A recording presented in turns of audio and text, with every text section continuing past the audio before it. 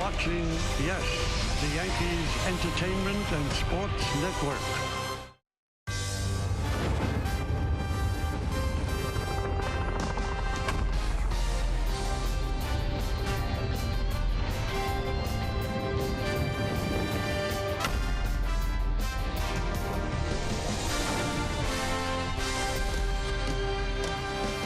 It is a gorgeous Thursday afternoon here in St. Pete, and it is time for baseball as the Yes Network presents New York Yankees baseball. Today, it's the New York Yankees against the Tampa Bay Rays in the final game of a 4-game set from Tropicana Field in St. Petersburg, Florida. Hi, everybody, and welcome to Yankees baseball. Along with David Cohn, I'm Michael Kay. Yankees rally fell short in the 9th inning yesterday, but Aaron Boone said today it was a sloppy game by the Yankees. They have to improve things. Well, it is, and when you look at the comeback late, falling short, it just magnifies all the mistakes early in the game. And Tommy Pham is no mistake, as he has been a ray of hope for this Tampa Bay franchise, and got Tanaka shaking his head. And on the other end, Luke Voit just keeps on keeping on. Almost a home run there, and the ball got caught up, which stopped the base runners from advancing here. As you see, Luke Voit wants to go, and he can't. Aaron Judge was tagging up. That ended up being costly as well in the last pitch of the game. Miguel Andujar chasing a bad ball to pop up, and almost a big comeback ends like that. So, yeah, all those mistakes are magnified. Well, the Yankees still fighting for home field in the wild card. The A's won last night. They're off today. The Yankees' magic number is 2. So if the Yankees could win this afternoon, shaves it down to a very manageable 1. Today's pitching matchup brought to you by People's United Bank. Another opener for Tampa Bay. Jamie Schultz gets the start. His first big league start, 2-1, 4.55. CC Sabathia, 8-7, 3.77. And coming off a nice bounce-back start against the Orioles. Yeah, and it's hard not to get nostalgic this time of year. We talked about Brett Gardner. You don't know what the future holds. The same is true with Sabathia. A real warrior his whole career, a 2009 champion. He did have it going against Baltimore in his last start. He will be slated, as Michael said, to be the 4th starter in postseason, but you just don't know. Could this be the last game that Sabathia pitches for the Yankees? It's hard not to think about those sorts of things for an old warrior like CC Sabathia. Well, if you're nostalgic, let's take a look at the resume. 245 wins. He's 19 strikeouts short of the magic 3,000 for his career. He won the Cy Young with the Indians in 07, 6-time All-Star World Champion with the Yankees in 2009, and in the postseason with the Yankees, 8-3, 3.29 ERA. Well, the Yankees are dealing with some injuries. We have the latest on that, and who's going to start the 3 games in Boston. Meredith Marakovitz has all that info when we return on Yes.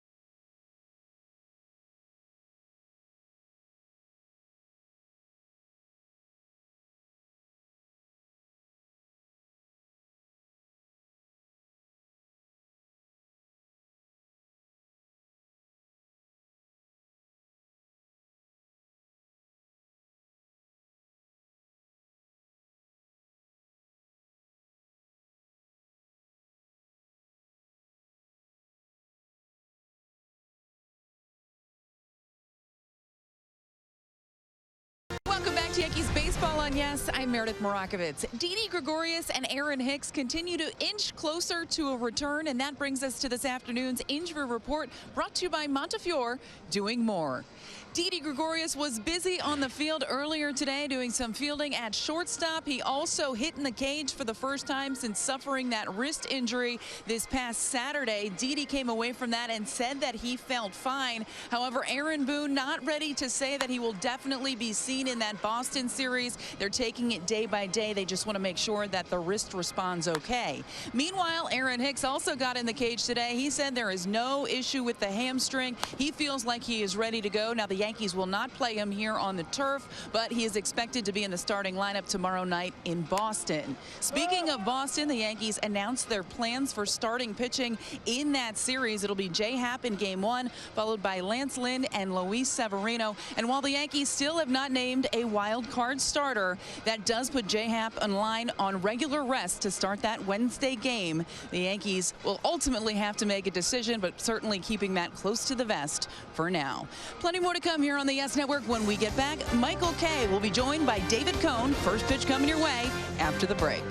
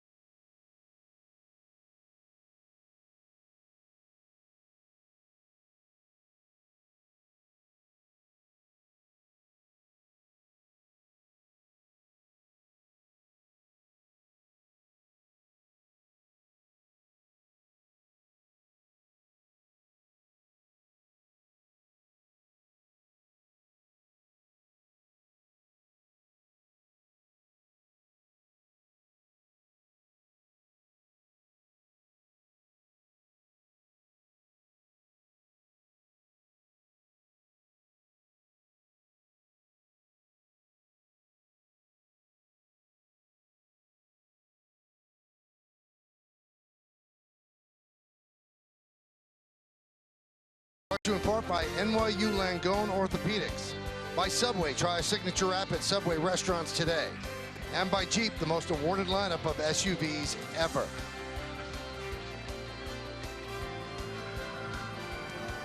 Well, we are at Tropicana Field. The Rays have taken the field, the ones that aren't in that tank, and now it's time for the Yankees starting lineup, brought to you by Lexus.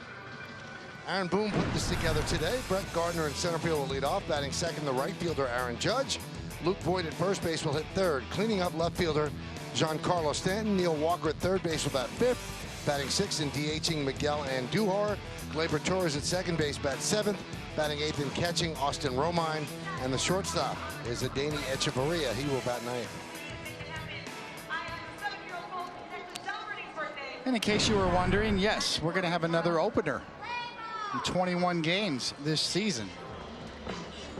4.5 ERA. 15 walks, 33 strikeouts. Let's take a look at the defense behind him, David. It's presented by Geico. You've got Pham in left, Smith in center, Carlos Gomez getting a start in right field. In the infield, Wendell, Adames, Lau, and Bowers. That's third to first. Sucre behind the plate. Schultz is on the mound. So in his 21 games, all out of the bullpen, first time he's on the mound. At the start of a game, We could say it's a major league start, but obviously he's not going to be in there for an extended amount of time. It's another bullpen day, opener day for the Tampa Bay Rays. So the Rays are trying to split this 4-game set with the Yankees. Yankees trying to take it 3-1 before moving to Boston tonight, where they'll finish the regular season at Fenway. Gardner's ready. Schultz is ready. And let's do it at the Trop. First pitch is a strike. We're underway. Vic Carapazza is the home plate umpire. Jerry Lane, the crew chief, at first. Jordan Baker at second. And Greg Gibson is over at third.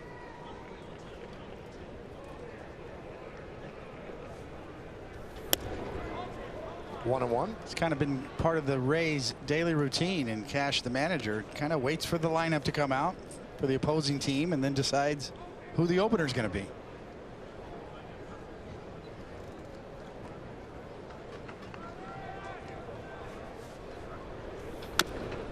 One and two.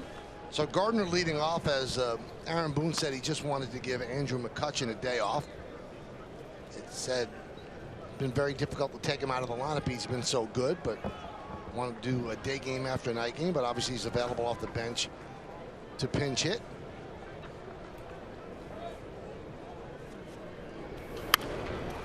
Fouled away. It becomes an important game for the Yankees. A getaway day, magic number 2. Even though they're still in the driver's seat, you'd like to go into the Boston series just needing to win one of those games and control your own destiny.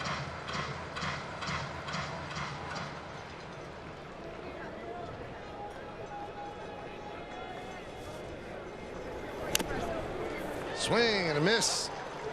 No, they said hit the ground. Sucre threw it to first base to whip it around the infield, but he did not catch it on the fly. Good call by Carapazza. Nice try by Sucre.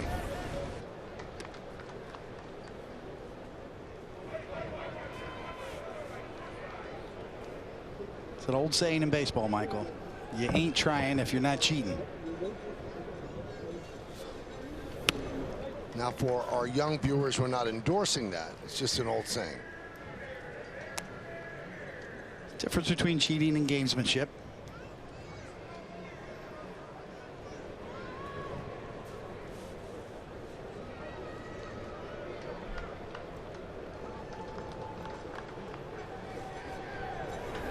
That one is wrapped to right field. It's a base hit. Cutting the ball off is Gomez, but Gardner with a leadoff double.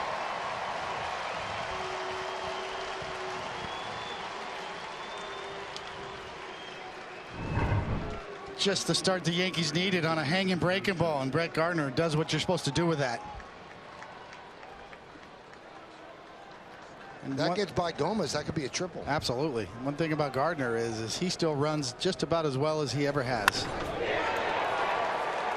And technically speaking, nobody does it better. Cutting the corners of the bag. Getting from point A to point B very efficiently and quickly. Here's Aaron Judge. And a strike.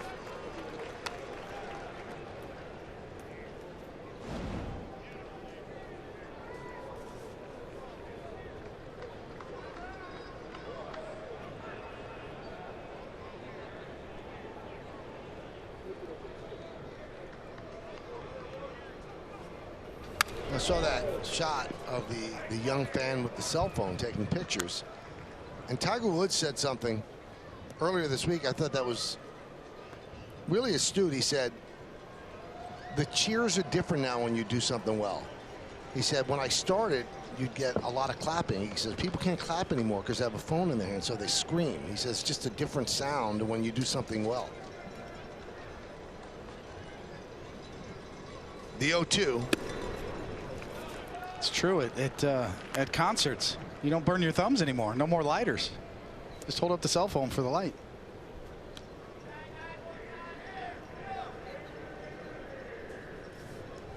You wonder, are you robbing yourself of actual memories? Save to burn thumb for me. 1-2.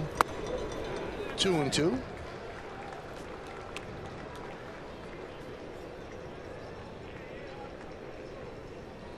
Aaron Boone talking today about how he loves how Judge's look since coming up the DL. He says, Aaron Judge, it's the swing he wants. He said he's been great. Obviously, they're waiting on the home run. That's the last part. I had an interesting story, Michael. I was Ralph Lauren's personal pitching coach before he threw out the first pitch the other night at Yankee Stadium, and he wanted to go in and warm up right before he had to do the duty, and Aaron Judge was in the cage just taking monster swings off the tee, and then Marcus Thames was kind of giving him soft toss, and the look on Ralph Lauren's face watching Aaron Judge warm up right before the game. The batting cages are right behind the dugout.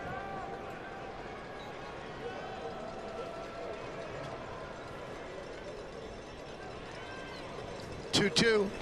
Swing and a miss. Judge down on strikes.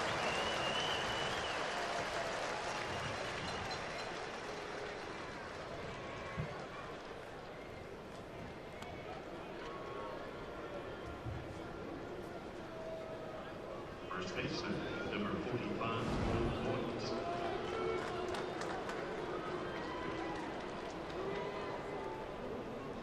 Here's Luke Voit.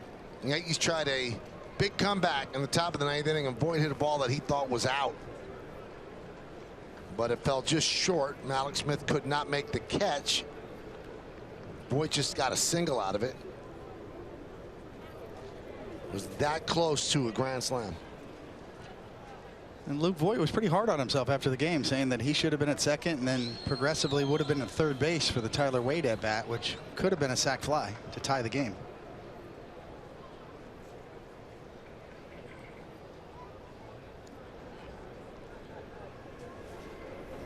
You know, that was presented to Aaron Boone before the game. He said, somebody said to him, well, the Wade fly ball would have tied the game. He said, well, you got to pump the brakes. He said, you don't know if that's the same thing that would have happened. They would have pitched him differently. He said, who knows if he does the same thing. He said, yeah, I'd have liked to have had them at third base, but who knows if that would have happened. I call it the fallacy of the predetermined outcome. Yes, that's very true. I don't know if I would put that on Luke Voit. He was trying to get to second. It was a tough ball to read. Aaron Judge thought maybe he had to tag up. It was a little confusing there. It's almost like Smith, the ball went right over his glove and he sat on it and hid the ball.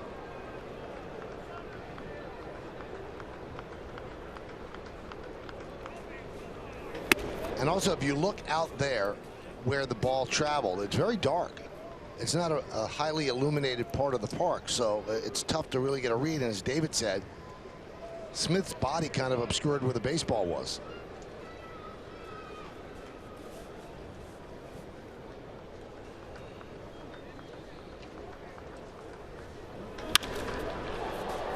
And the interesting part is it's kind of a jagged outfield wall out there, and that's the one part that goes out. If it had gone straight towards center, that ball is gone. But the one part that juts out after the St. Pete Clearwater sign is exactly where the ball was.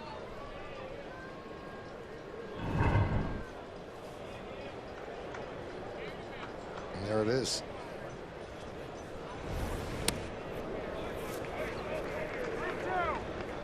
Three and two on Voit.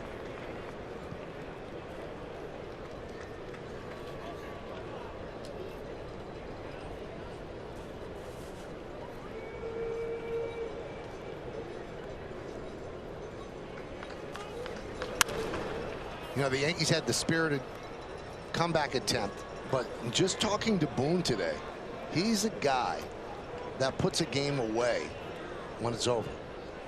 He didn't put that game away. It really bothered him the way the team played. He said we had played two really good games. He said, and to play a game with those mistakes, that many mistakes, he said that's something that just shouldn't happen. We have to tighten things up.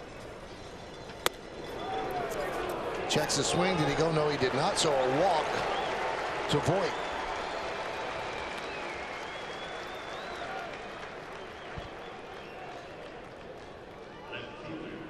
You get the sense that Aaron Boone would love to waltz into Fenway this last three games and have no pressure. And if the Yankees don't win this game, there is pressure, because who's to say that the A's will not go into Anaheim and sweep the Angels? And then all of a sudden that puts pressure on the Yankees to win 2 games at Fenway Park. The Red Sox know that, even though you say they have nothing to play for. There's nothing more they'd like to do than to knock the Yankees out to Oakland for that game.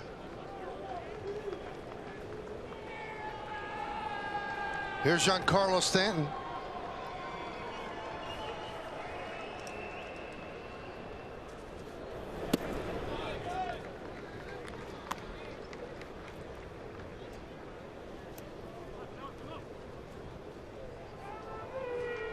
All the teams in the American League are set. The only thing left to be decided is where that wild card game will be played.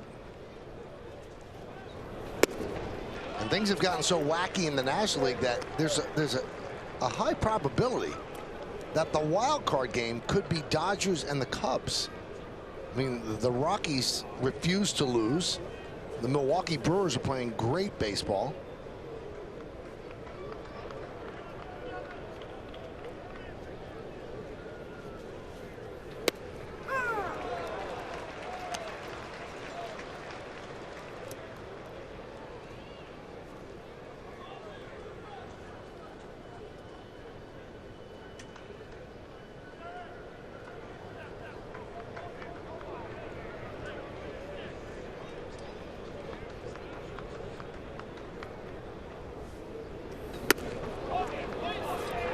So Schultz having trouble throwing strikes, in the count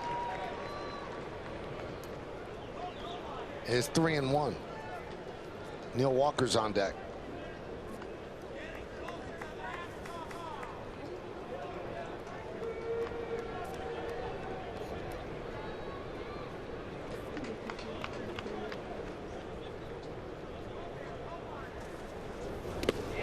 And the bases are loaded with the Yankees here in the first inning.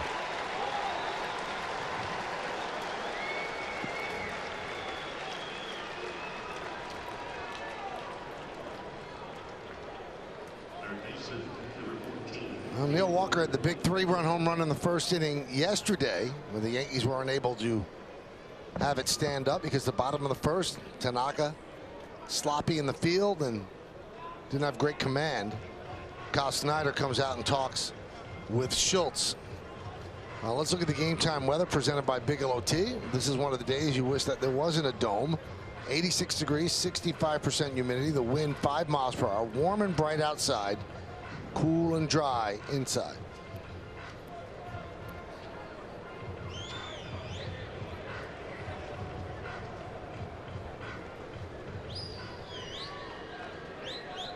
The bullpen getting up for the Rays. 14 of their 16 relievers have pitched this series, and there are 2 that have yet to appear.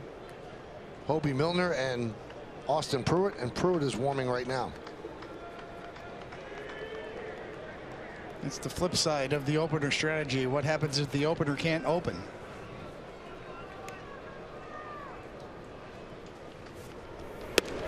There's a strike to Neil Walker.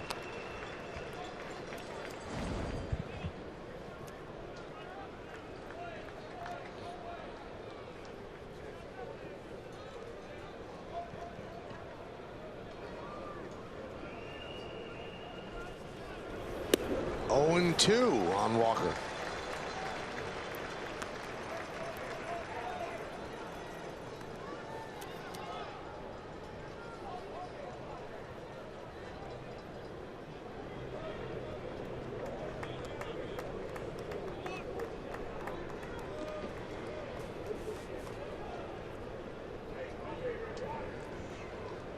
You see the shift there, you know, a ground ball just to the right of the shortstop.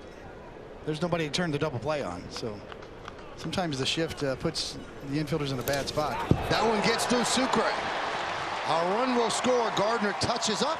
It's 1-0 Yankees. Other 2 runners move up as well.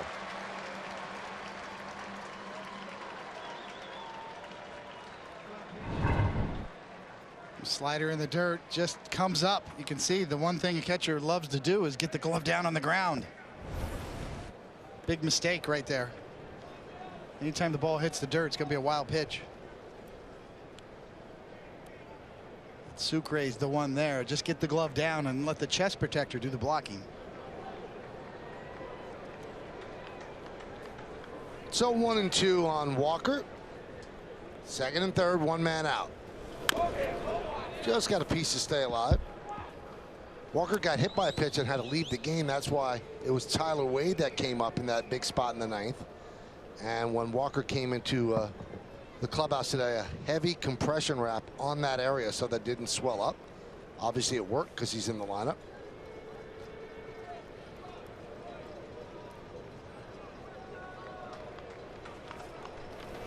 Swing and a miss. Walker down on strikes, 2 away. See Schultz humps up. Little cut on that fastball. Gets Walker to chase. Designated hitter number 41, Miguel. There's Miguel Andujar. He's done so little wrong this year, but you wondered why he jumped on the first pitch that he saw with the game on the line in the ninth. Especially Romo was really struggling. A very high pitch count, and he popped up to end the game. There's a strike.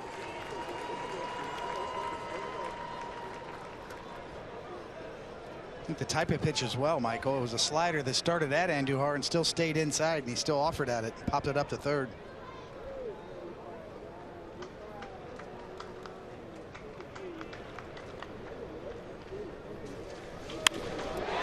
Fly ball down the left field line. Giving chase into the corner is Pham, and that ball is gone.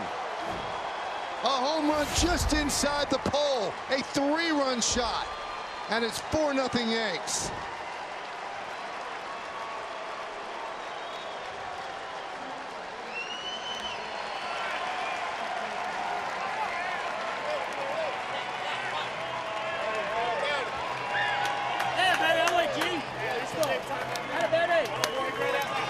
Number 27 on the year for the rookie, Miguel Andujar. Now has 90 runs batted in, and that knocks Schultz out of the game as Kevin Cash begins the parade of relievers. This didn't seem like it was going to get out. Right on the inside corner. Would it stay fair? Pham was on the run. Think he had a chance, but it went inside the pole for a 3-run home run.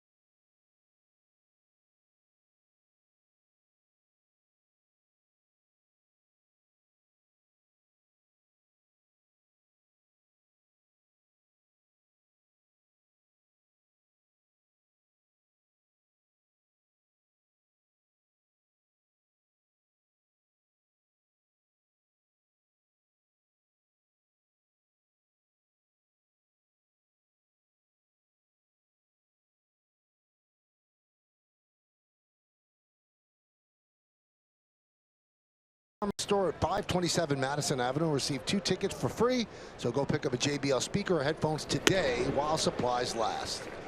Austin Pruitt comes on in relief, and Gleyber Torres swings and misses at his first offering.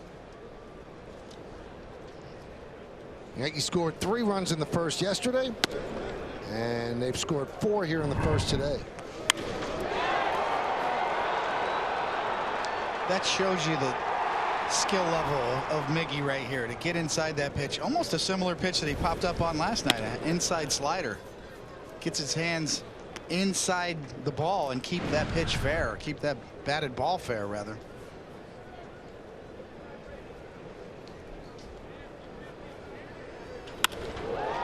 Line to right field. Gomez is there, and that'll do it. Well, there you get 4 runs, 2 hits, couple of walks, and nobody left. The big blow off the bat of the rookie. Andujar does it. 3-run shot.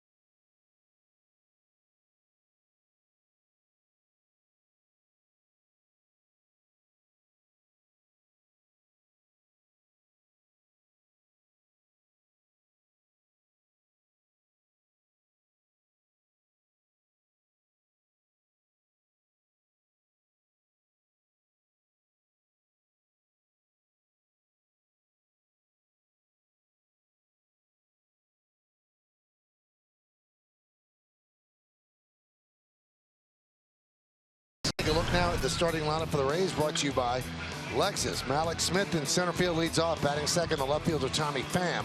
Joey Wendell at third base hits third. Cleaning up the DH, C.J. Crone. Brendan Lau at second base will bat fifth. Batting sixth is shortstop Willie Adames. Jake Bowers at first base bats seventh. Batting eighth and playing right field Carlos Gomez. And Jesus Sucre will catch, and he's going to bat ninth. And the big fella towing that slab down here at the Trop. His 29th time doing that this year. All things considered, very solid, very reliable. Take a look at the Yankees defense behind Sabathia, presented by Geico.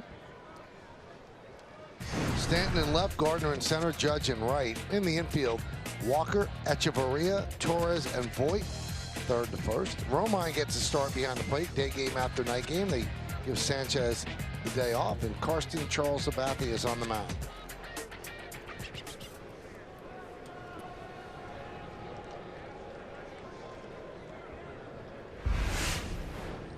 Here's Smith. And the pitch by Sabathia is a strike. CC making his 48th start against Tampa Bay.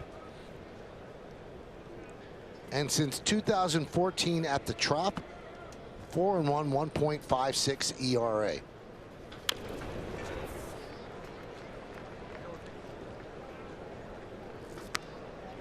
Was the biggest deflating part of last night's game was when the Yankees scored 3 and gave it right back. Sabathia has 4. A lot to be said for setting the tone, the shutdown innings.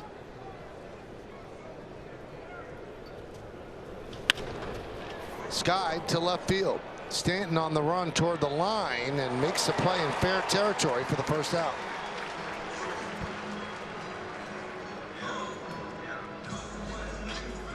Left fielder, number 29, Tommy Pham.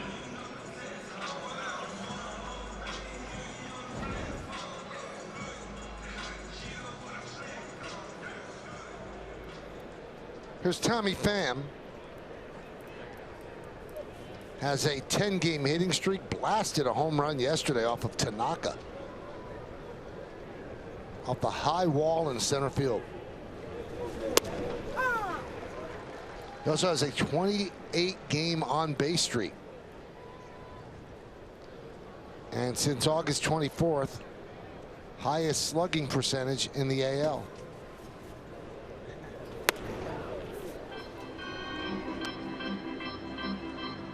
Change of scenery has certainly worked for Pham. Same thing for Voit, both from St. Louis. Got traded to an American League East team and found stardom. 1 and 2. It is remarkable when you think of it.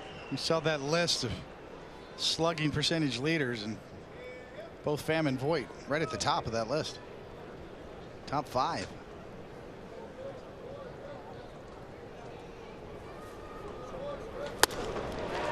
Pham down on strikes.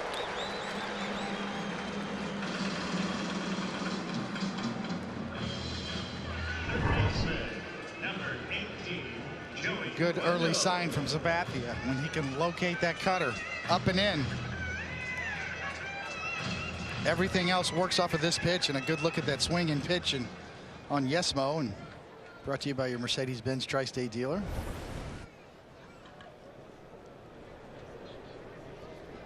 Here's Joey Wendell, rookie, having a really good year. And a soft ground ball to second.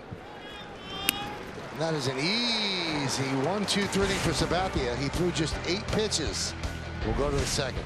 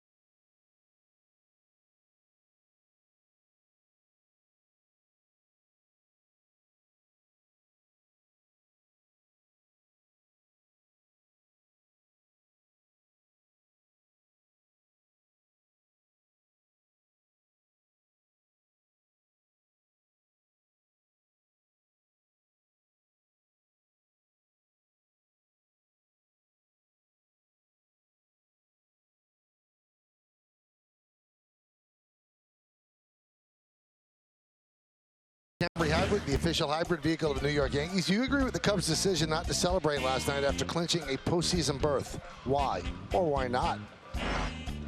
Sure, they're still in a division race and their focus is on that, plus the majority of the team has been through it before. I also wouldn't fault them if they did. It's their prerogative.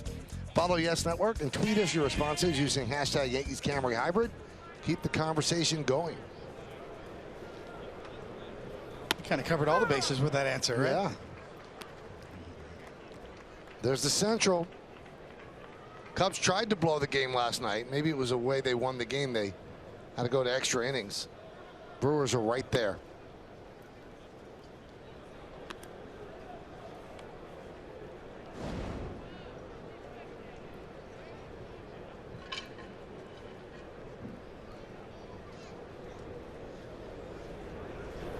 I've oftentimes wondered why teams celebrate every single level.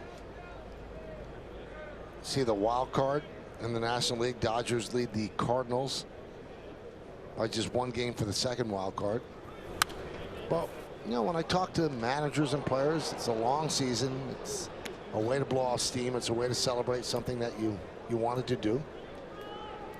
And it seems like the younger players really enjoy it the most. I think the late great general manager for the Mets, Frank Cashin, had a great line. He said after one of the celebrations, as you see, a called third strike there on Austin Romine. Cashin's quote was, "It's always the ones who contribute the least who celebrate the most." And you had to know Frank Cashin. He was a classic. It was after one of the rookies that was dumping champagne on top of his head, and he didn't like it. Did you hear O'Neill's little scheme that he used to do with the Yankees? No. Said this on the air last week. They'd come off the field after just clinching, and he would run into the shower with his uniform on, get all wet.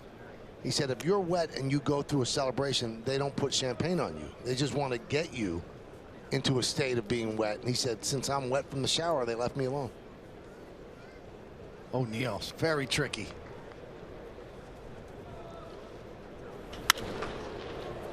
Echeverria lost a fly ball, right field. Gomez is there.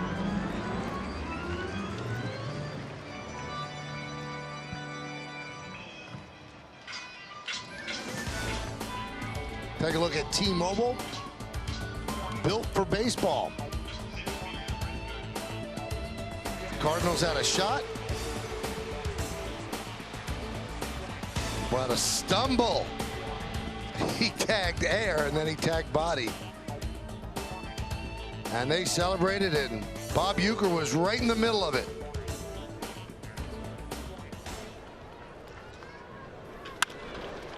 Ground ball to second. Gardner is retired in a 1-2-3 inning for Pruitt and the Rays. We're going to go to the bottom of the second. It's 4-0 Yanks.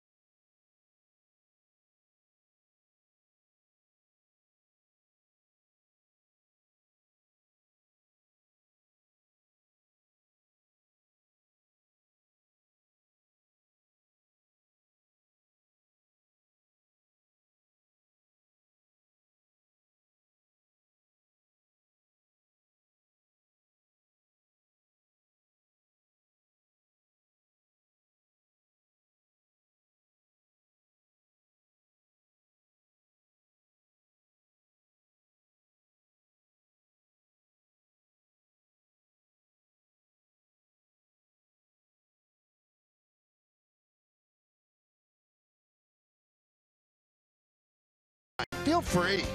By People's United Bank, no mascot, but lots of fans. Member FDIC, and by the New York Lottery. Get out there and play.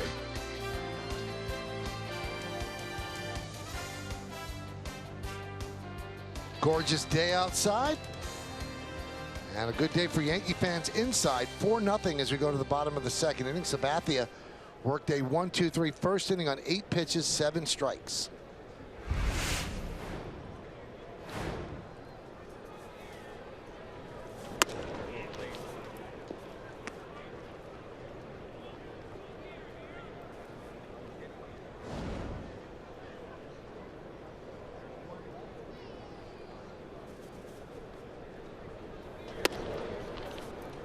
Those 28 home runs for C.J. Cron, a career high. And even though the Rays are eliminated, there is something about a nice round number. You can bet he would love to try to find 2 more homers to get it to 30. Popped up. Gleyber Torres makes the play.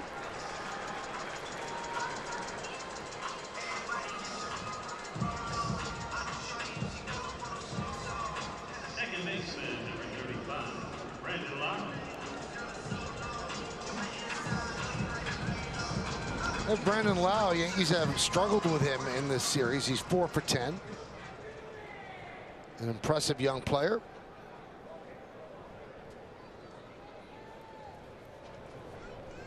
Yankees shift for him, 3 infielders on the right side. And a strike.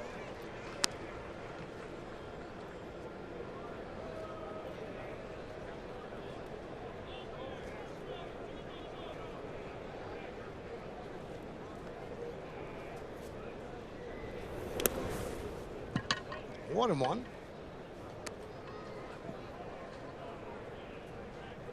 Sabathia today making his 538th career start, and that ties him with red roughing for 32nd place in Major League history. Grounded to short. That's Chavarria. 2 away. And a classic Sabathia so far, staying off the barrel of the bat. Soft contact.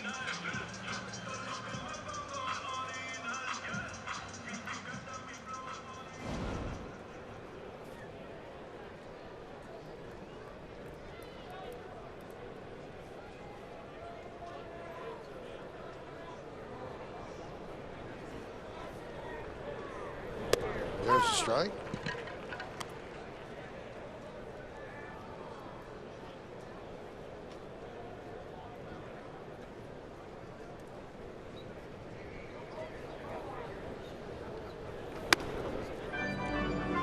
Count 1-1 on Adames. Big 3-run home run right down the left field line by Miguel Andujar in the first inning. And then a wild pitch scored a run earlier, so the Yankees lead 4-0. 1-1. 1-2.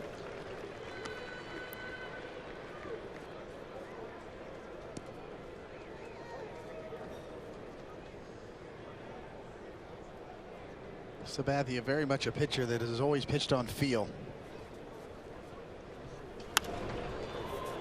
Doesn't like a lot of scouting reports, doesn't like a lot of information, knows what he needs to do. He's got his formula. Throw your breaking ball for strikes, throw your cutter inside to righties, and mix in a changeup. It doesn't deviate very often at all. Doesn't really matter what the hitter's strengths are. Pitches to his strengths. Strike 3. Adames down on strikes. Another 1-2-3 inning for Sabathia and the Yankees. We go to the third. 4-0 Yanks.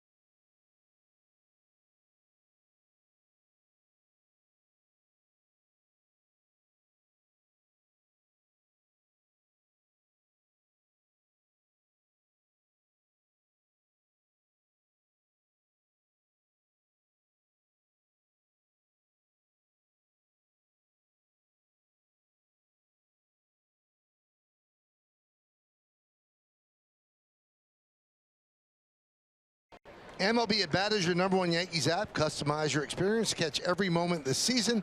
Get Yankees home screen icons and features such as the MLB.tv Game of the Day, pitch tracking, in-game highlights, live radio broadcast, stats, news, and more. Download MLB At Bat today. Aaron Judge leads off against Austin Pruitt. Chops one to third. Wendell, the long throw, got him.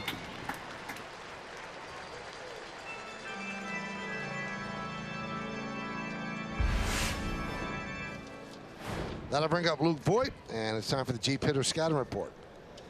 Well, you know, let's stay with Luke Voigt. I mean, it bears repeating. We've talked about him, kind of came out of nowhere, but he really didn't. He's got big-time production since he's been here. Filled a big void at first base for the Yankees. Out of his 11 home runs, 5 have either tied or given the Yankees a lead. And in the last 29 games, Christian Yelich has 12 home runs. He has 11. Pretty good. He's a StatCast darling. We've talked a lot about how hard he hits the ball, among the league leaders, both in exit velocity and launch angle. That's what makes you believe it's sustainable, that his profile really works in today's analytical age. And and then paying the dues in the minor leagues. Hit every level. Was a senior when he was drafted out of Missouri State. Like Michael, you didn't jump to Double A like a bonus baby. It was low A, high A, Double A, Triple A, back to Double A, back to Triple A. Good minor league resume. Deserves this opportunity.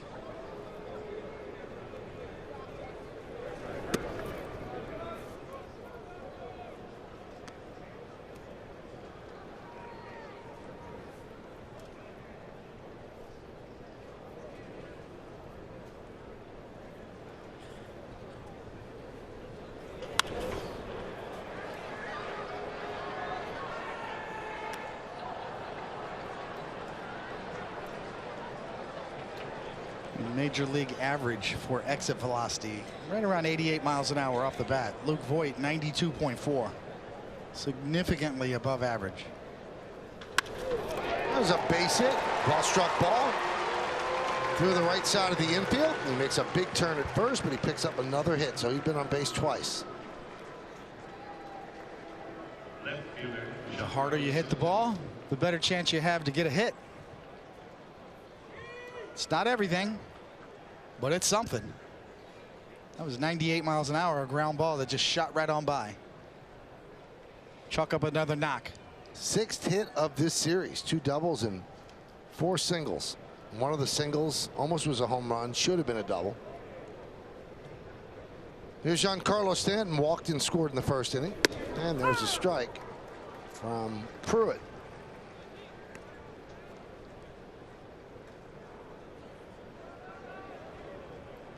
Just to show you how Aaron Boone and the Yankees feel about Luke Voit. This was the perfect time to kind of take a day off and give Greg Bird a chance to play, but the game's too important. And Luke Voit has become too important to this lineup, batting 3rd now.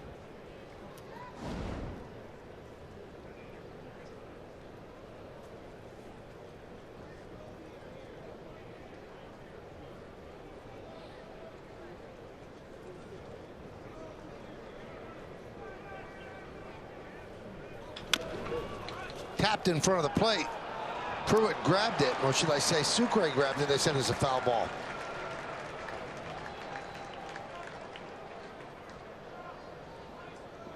Boy, did Sucre get out from behind the plate quickly. Really did. Good call. Sucre tried to cover it once again. Sucre, he's tricky back there.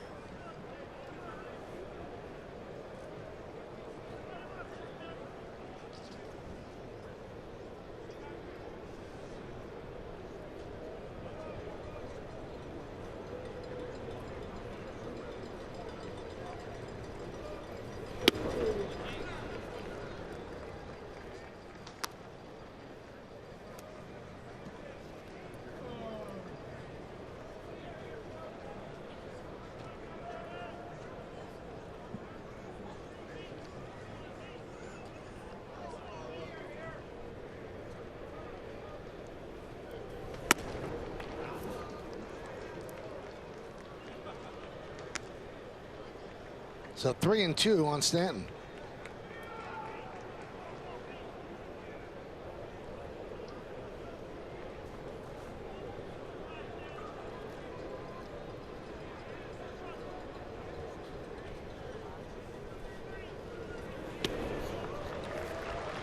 And Stanton walks for the 2nd time today.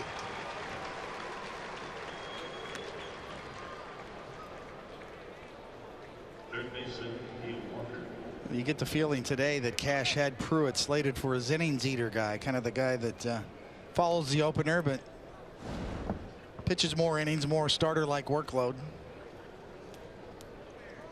Once again, when your opener gets knocked out in the 1st, and now the Yankees pushing the next guy's pitch count up, that's when the whole opener strategy has problems. Pruitt 21 games and 63 innings this year.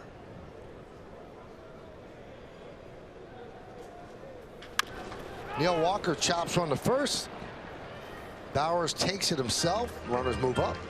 2 away.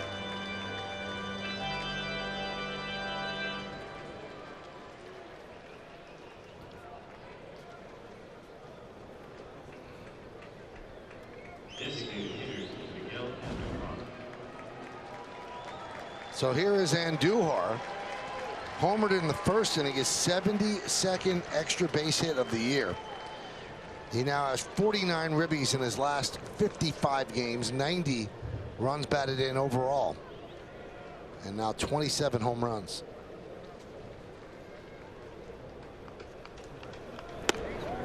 Strike.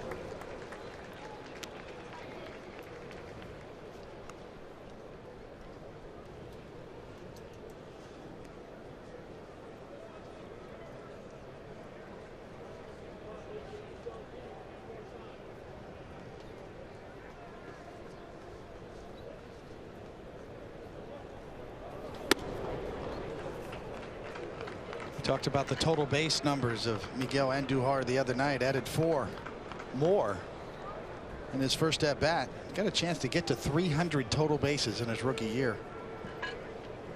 Blowing away the competition in total bases as far as rookies go. The leader in the American League this year is J.D. Martinez with 345. Grounded to short. Adames across the diamond.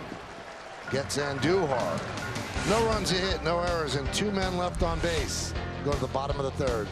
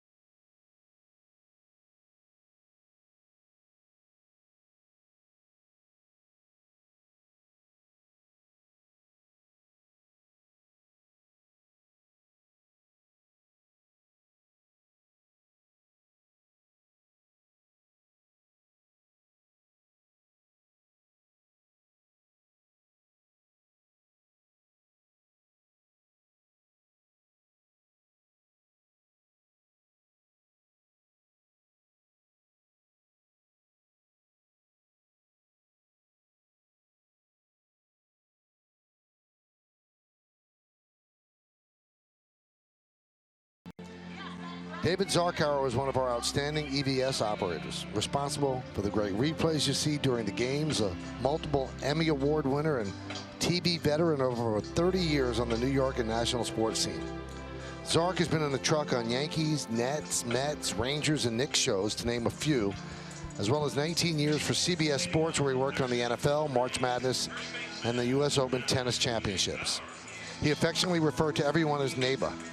Words cannot express our loss. Our condolences go out to his wife Lisa and his sons Alec and Brendan. Rest in peace, Zark. You are one of a kind.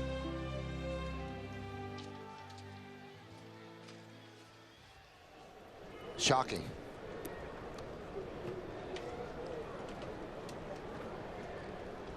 And now back to a game. Bottom of the third inning, 4-0 Yankees. Jake Bauers leads off.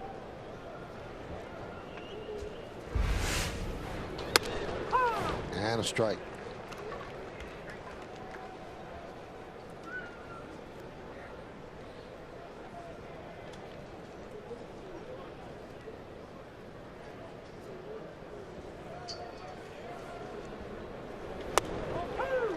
Oh, and 2.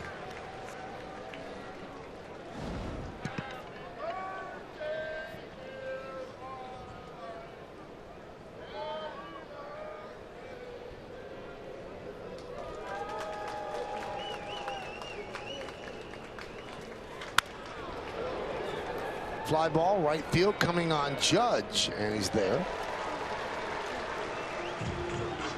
Now, it's going to be very interesting to see what Aaron Boone does with Sabathia in this game.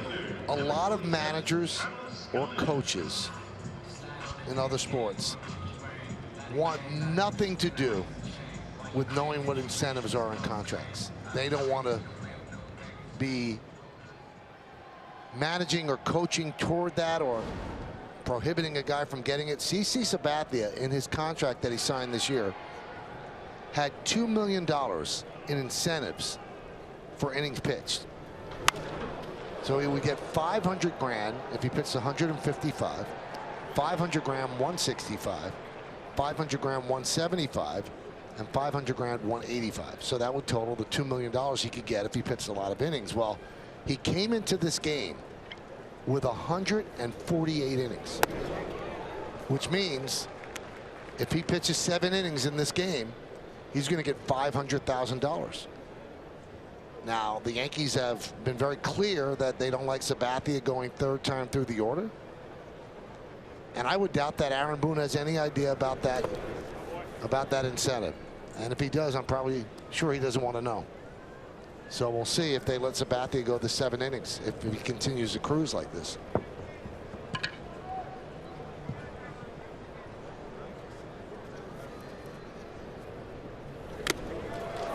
He is really pitching well, though, as he strikes out Gomez. Well, with CC style, when he's on, he can mow through lineups in a hurry. So 7 innings is very attainable today. Got his good cutter working. Really has it all working. Throwing his breaking ball for strikes, jumping ahead of hitters.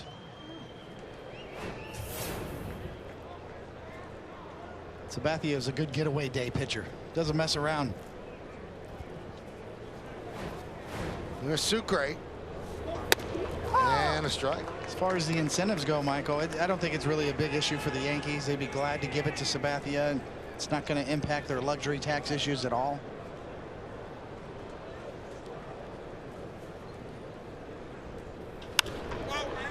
Popped up. Echeverria makes the play, and Sabathia is perfect through 3 innings. We will go to the 4th. It's 4-0 Yanks.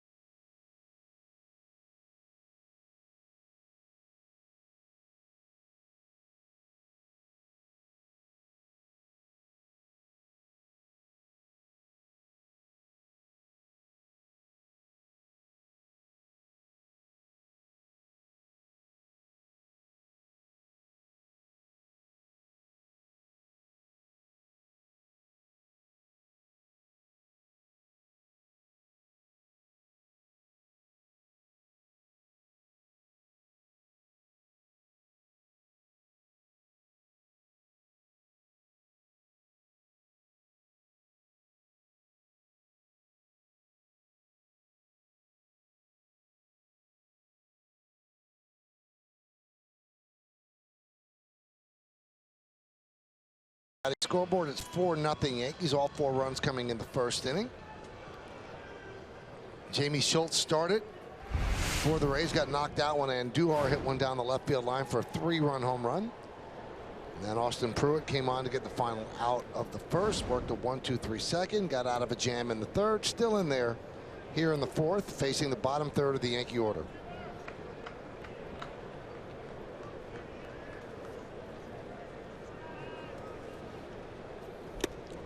Swing and a miss.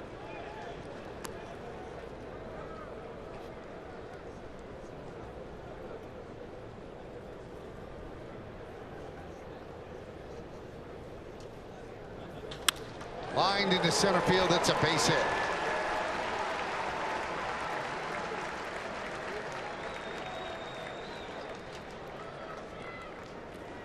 Catcher, Austin Romine.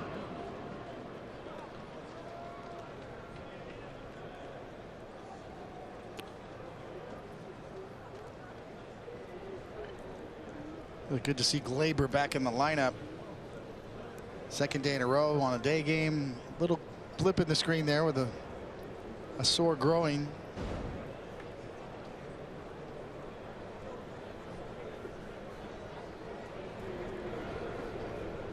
Here's Romine. And a strike.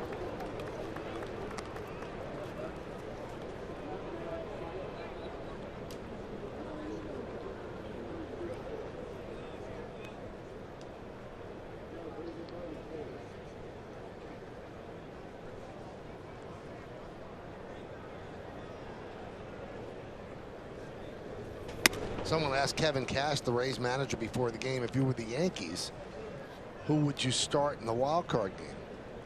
And he had this big grin. He said Chapman. And I was talking to him before the game, and he said, wow, what a long game last night. I said, well, whose fault is that? He goes, yeah, that's how we do things.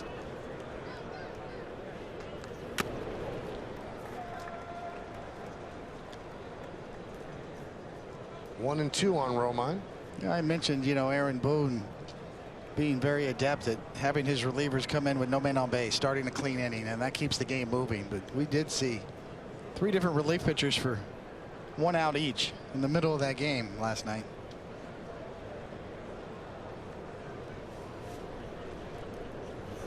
Off the glove of Sucre.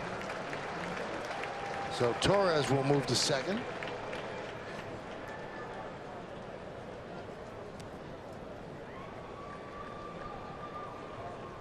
And he wants to talk with Pruitt as he's charged with a pass ball. Sometimes a catcher's glove will go up in front of his eyes in the mask and lose sight of it just for a split second. Right off the web of the glove and on by.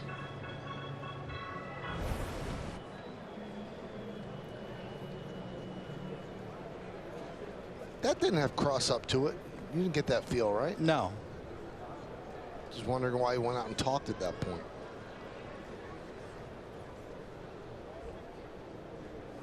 Yeah, a lot of catchers say there's a blind spot up there for them. When you have to reach the glove straight over your head to go get it, sometimes you can see catchers lose it for a second.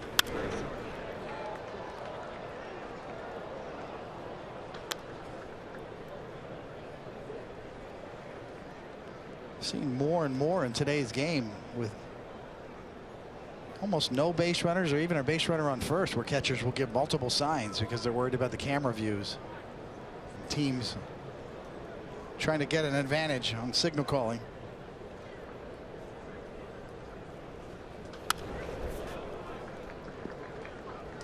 First guy I saw do that was Roger Clemens. Roger was always suspicious of somebody stealing his signs, even with nobody on base. He would go multiple signs.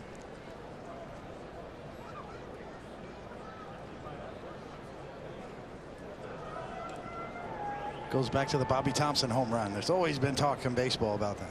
Somebody in the scoreboard with binoculars. Ground ball up the middle, a base hit. Gleyber Torres will score easily. It's an RBI single for Romine. His 41st rookie of the year. It's 5-0 Yanks.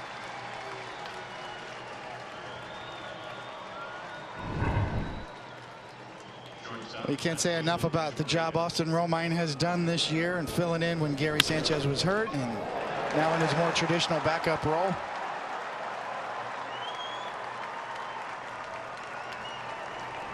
We mentioned it the other night. You look at the Yankees catcher position. When you throw in Romine's 10 home runs, and Kyle Higashioka, the Yankees catcher position has 30 home runs and over 90 RBIs, even with Gary Sanchez's off season. Chopped slowly to short. That's an infield single for Echeverria.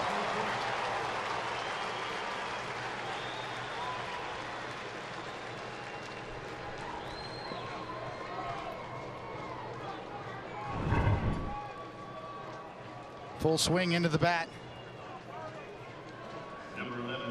The minute this gets by the pitcher, that's a knock.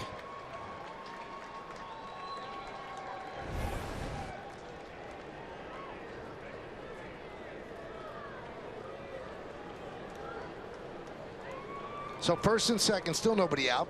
Back to the top of the order, and Brett Gardner started the game with a double right.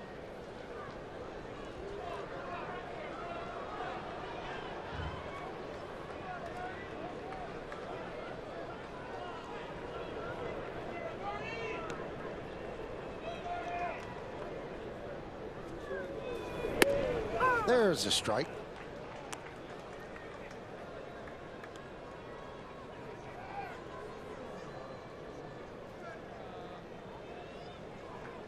Still nobody out here. The Yankees would love to have a laugher today. Reduce their magic number to 1. They clinch home field advantage.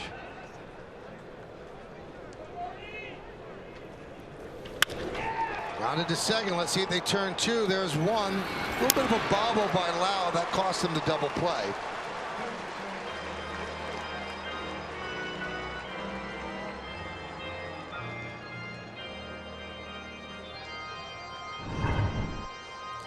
And you are right, Michael. Not only that little bit of a bobble, but Brett Gardner's wheels.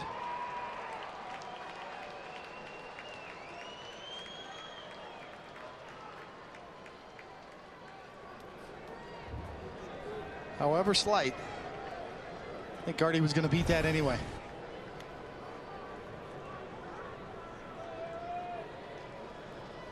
Runners on the corners. 1 out. Here's Aaron Judge. Whole right side of the infield is open. Swing and a miss.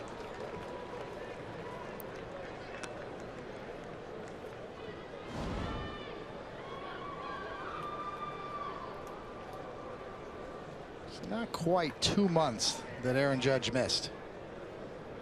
So if you prorate that, 26 home runs and then the 2 months he missed, would have been interesting to see what he would have finished up with this year.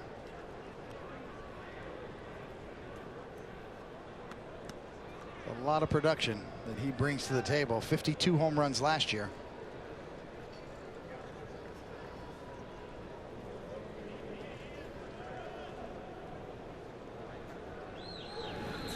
Nothing more than the Yankees would love to see Aaron Judge hit at least a 1 home run before that wild card game.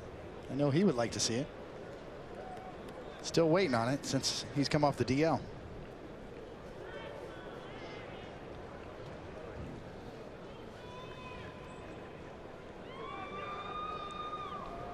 Runner goes. Skied to center field. Let's see if they can double him up. Tagging at third is Romine. Getting back at first is Gardner. So it's a sac fly for Judge. And it's 6-0 Yanks.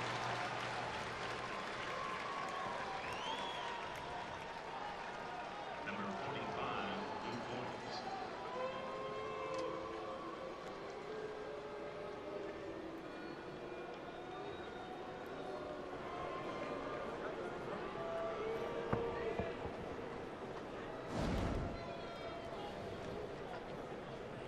So runner on first now, 2 outs, and here's Luke Voigt. 3 infielders, left side. Bowers holds Gardner at first. Waved at that one, 0-1.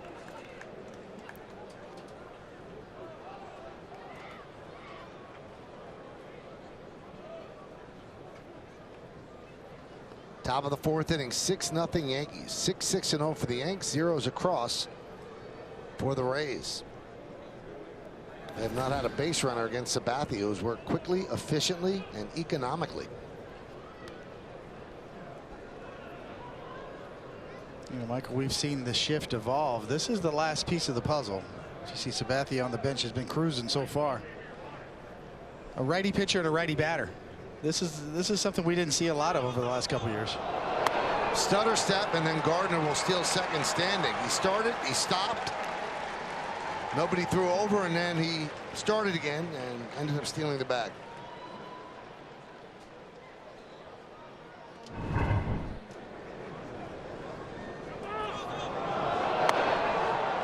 Could hear the Rays bench go step off, but Pruitt was already into his motion. Gardner was already on his way.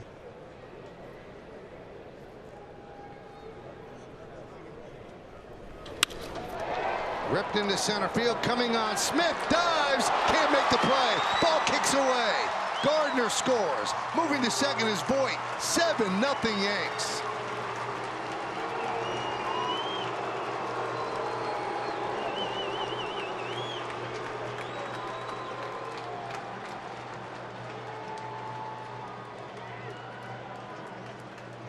Number 27, Well, when you're hot, right? It looks like Smith's going to get there, and just a short hop. Never really had it.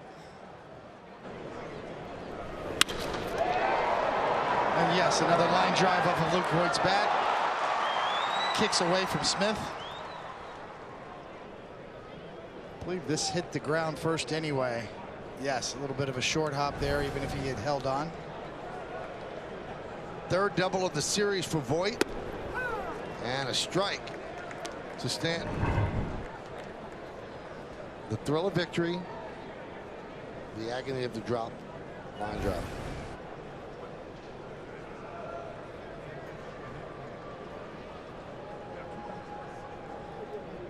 The 0-1. 1-1. Stanton walked in the first and scored, and walked in the third.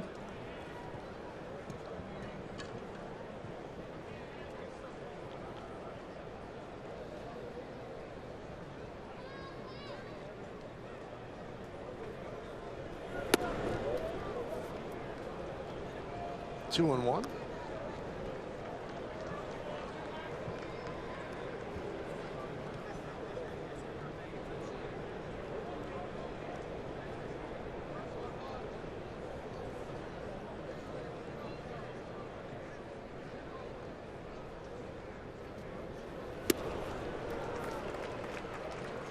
Yankees here in the fourth inning, 7 runs on 7 hits, and most importantly, Michael, they still have 6 mound visits remaining. So they got that going for them. Just in case.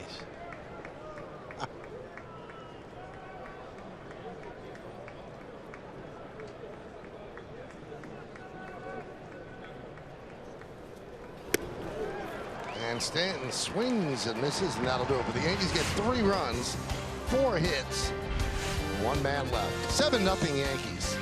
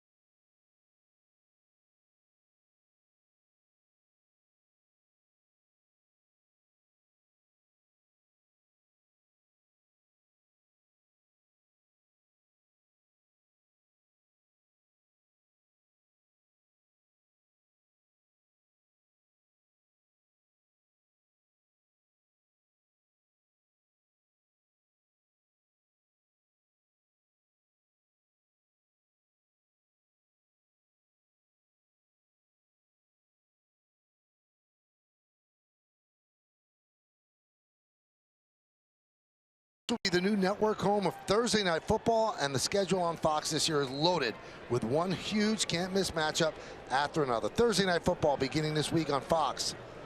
Now it's a game. Vikings-Rams. Malik Smith leads off against Sabathia here in the 4th. 1-0. Audi scoreboard 7-7-0 for the Yanks. Zeros across for the Rays. Smith with a fly ball to left in the first inning. 1-1.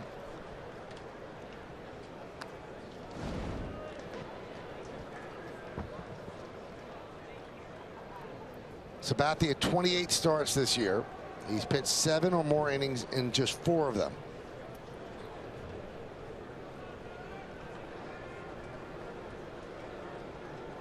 Season high 7 2/3.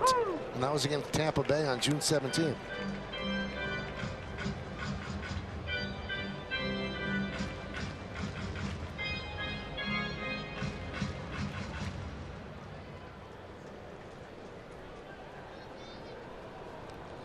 One, two. Locked it into center field. Gardner's there to put it away.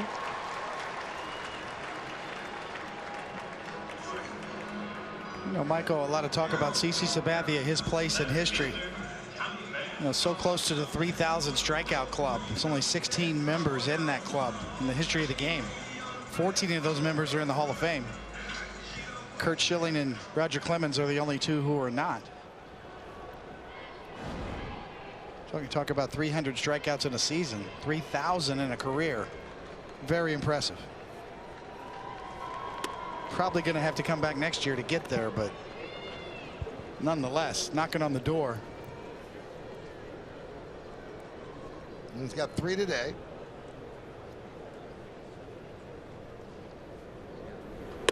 And there's a strike. 1-1 on Pham. Pham struck out. It was in the first inning.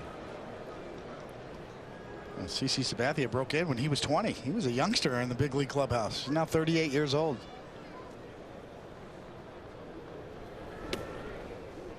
That's how you get to the Hall of Fame. You come early and you stay late.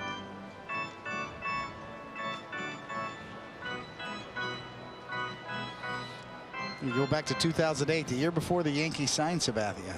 That great run he had with the Brewers. Cleveland traded him to Milwaukee in 2008. He went 11-2 with a 1.65 ERA, pitching on 3 days rest. Promptly signed the free agent deal with the Yankees in 09 and won a championship. 3-2 now on Pham.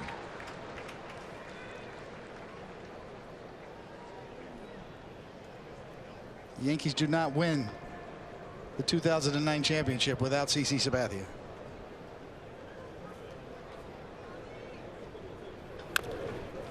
Won the MVP in the ALCS.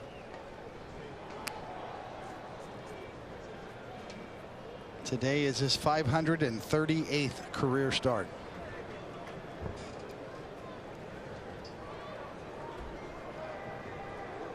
My arm hurts just thinking about that.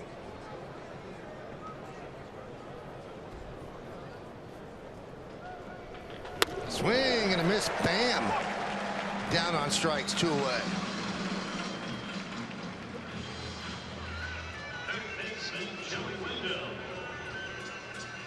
These are CC's Yankee ranks. 1,592 strikeouts. That's 4th all time. Tied for 11th in wins.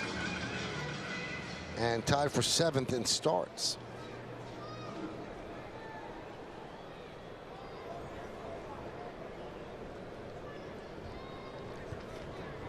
And he's tied with Jack Chesbro with 128 wins.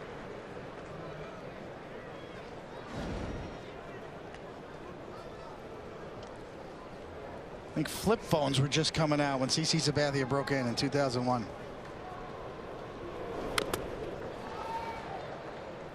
Count 0-2. Of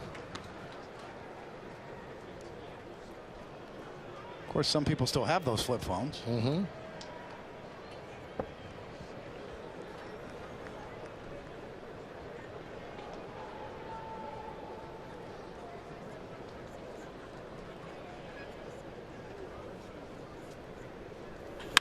Ground ball, there's a base hit. First base hit of the game against the shift. And the first base runner for the Rays.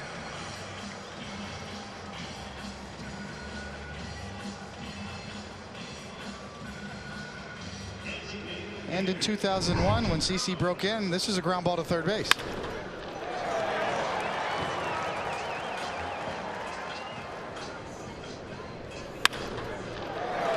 The window's impressive. Great contact skills. Barrels up the baseball. He will get some Rookie of the Year votes. He will not win the award, but an impressive rookie campaign for that young man.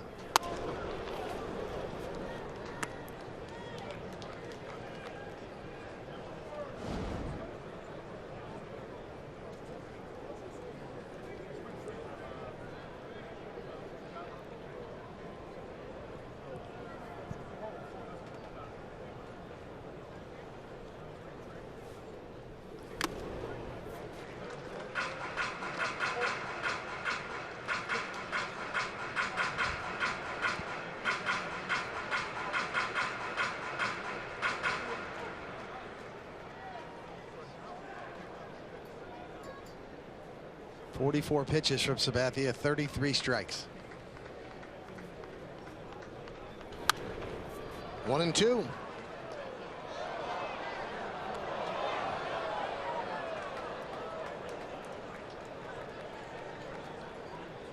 You know, one of the most impressive stats about Sabathia is that since the beginning of last year, he started 24 games after a Yankee loss.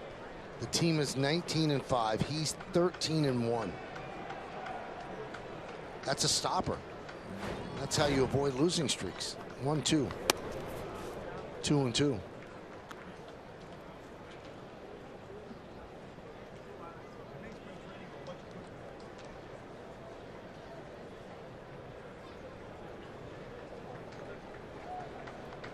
All of the Yankee rookies over the years have talked about Sabathia's influence in the clubhouse.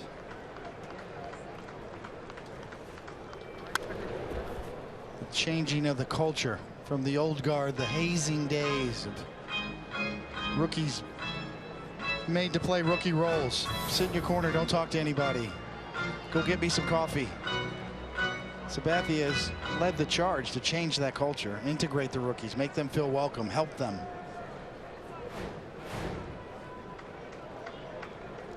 Justice Sheffield regularly texted with CC Sabathia in the minor leagues this year and developed a good relationship in spring. Swing and a miss. Crone down on strikes. No runs hit, no errors, and one man left. We're going to go to the 5th inning at the Trop. It's 7-0 Yankees.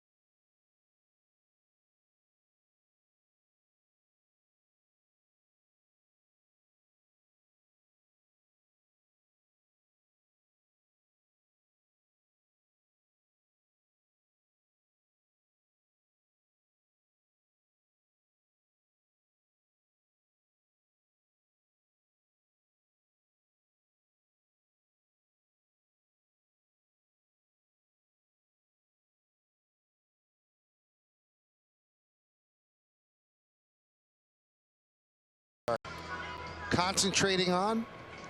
They want to have that game in the Bronx and then play that game, and they're hoping that they then travel to Boston where they start the ALDS on Friday. GMC scoreboard 7-0, but there's a lot of work to do. Magic number is still 2. So the Yankees win 2 games. Everything is controlled by them. They will host that game. Andrew Kittredge is the new pitcher, and he deals a strike to Neil Walker, who's 0 for 2.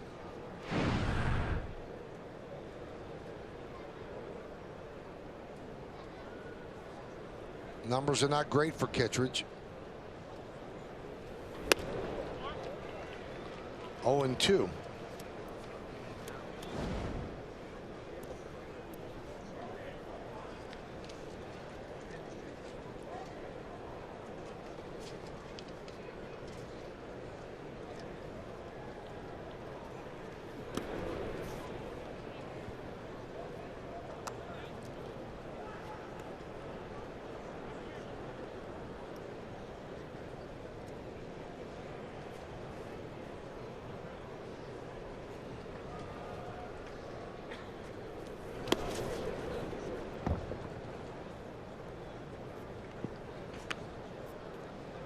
2-2 on Walker. Yankees 4 runs in the first, 3 runs in the fourth. Trying to take 3 out of 4 here at the Trop. And Walker down on strikes. Well, this is the way it lines up for the weekend in Boston. You've got J. Happ against Brian Johnson, Lance Lynn against Nathan Eovaldi, and Severino against Porcello. Now, with Happ starting tomorrow, that lines him up perfectly to pitch the wild card game on Wednesday. But everything could work. If they want Severino to pitch it, he could throw 2 innings on Sunday as a throw day. So I think all 3 guys are still capable and ready to pitch that wild card game. Another multi-hit game for Miguel Andujar as he singles up the middle. And Michael, you were just talking about the pitching matchups in Boston. Aaron Boone gave out those pitchers that they were intending on using with Happ, Lynn, and Severino, but then quickly said, but that can change. So it's not set in stone. If the Yankees were to clinch home field advantage, you wonder whether or not Severino would throw it all on Sunday or how they would go about their business. But that's the way they're looking at the series. Whether or not that's the way it plays out remains to be seen. I mean, in Aaron Boone's perfect world, he wanted to go into Boston after, they were eliminated from winning the East. He wanted to go into Boston with nothing to play for, keep everybody healthy, try to get everybody sharp, not push the envelope. But there's no way they can clinch today, so they've got to play that game tomorrow all out because the A's are off. The magic number's 2. The most you could do is cut it to 1.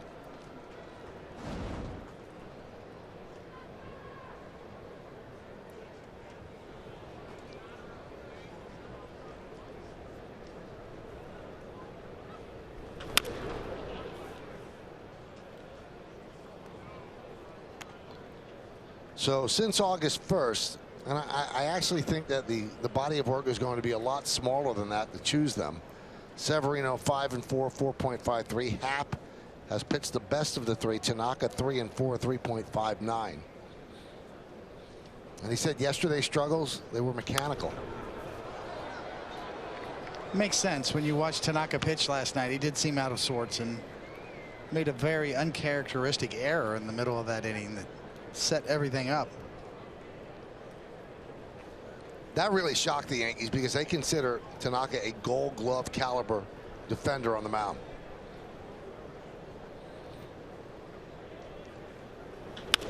Grounded to third. There's 1. And there's 2 as Torres wraps into an around the horn 5-4-3 double play. No runs a hit and nobody left on base. At the end of 4.5, we're halfway through.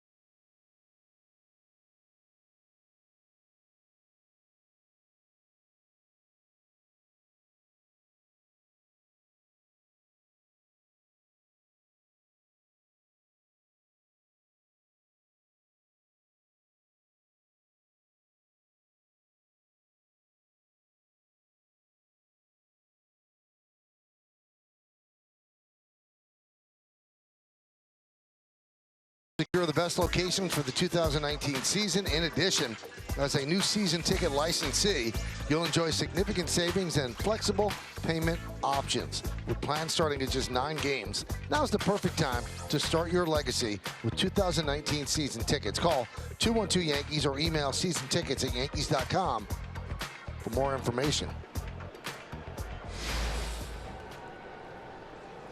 Here's Sabathia. He's allowed just 1 base runner. GMC scoreboard 7-0 Yankees as we go to the bottom of the 5th.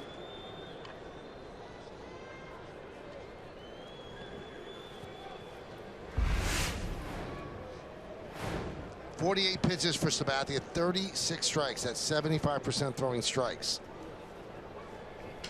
Wow. Broken back ground ball to second. 1 away. Rays are playing like they have dinner plans or lunch plans. Sabathia has almost started out every left-handed hitter today with that two-seamer in and buried it on the fist.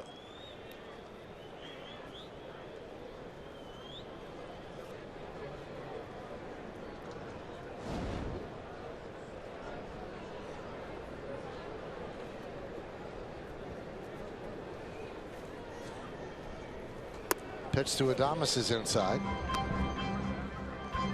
So, you know, Michael, last night on our broadcast, you know, I did a little impromptu poll about the wild card start matchup, and I had a little help from Meredith that set it up the Twitter poll.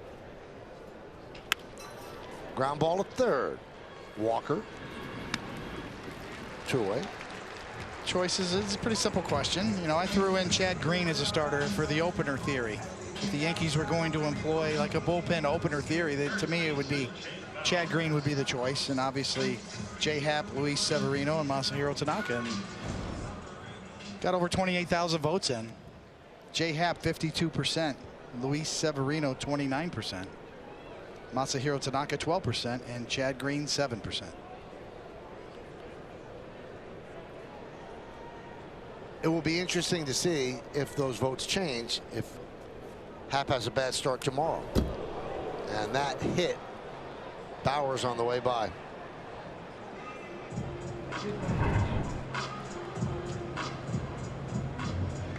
I mean, they obviously didn't vote Tanaka's way, and they just watched him pitch poorly as you put the poll up on Twitter. Another two-seamer from Sabathia. This one stays up and in, and Bowers just can't quite get out of the way. Doesn't pick it up. You can see that two-seam spin starting to chase him in. Gets it right off the top of his knuckles. Little knuckle sandwich. Yeah, I'm gonna have to do it again after J Happ pitches.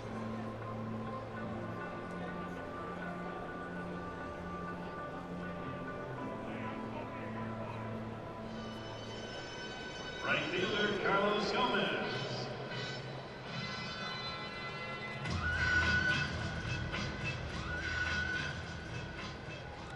Here's Carlos Gomez.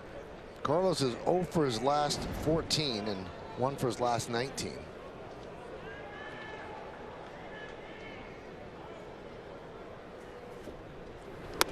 This year, Gomez has been hit 21 times in 401 plate appearances. So that means he has a 5.2% chance of getting hit by a pitch. Sabathia has hit 10 batters, and that's the most of anybody on the Yankees. Popped up. Luke Voit makes the play. No runs, no hits, no errors. 1 man left on base. We played 5 at the Trop. All Yankees, 7-0.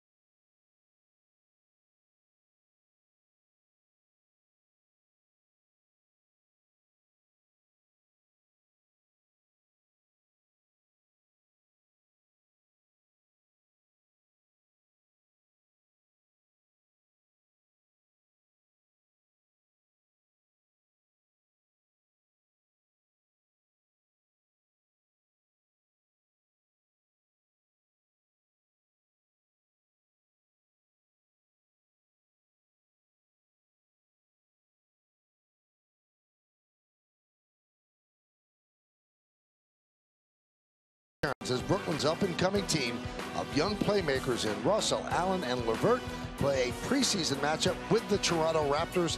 Catch exciting NBA action all season long right here on Yes. Austin Romine leads off the 6th inning. And he gets low-bridged. And he's taking a look at Kittredge. You wonder if that was retribution for hitting Bowers. You can read lips. Austin Romine asking why. And Sabathia came out of the dugout and was kind of intercepted by Boone. Sabathia didn't like that at all. This is just too much of a targeted look from Kittredge. Four-seam fastball directly at him. You know, when a ball gets away from a pitcher, it's usually a two-seamer that moves, and this one is planted, or at least attempted to be planted, as Romine somehow got out of the way.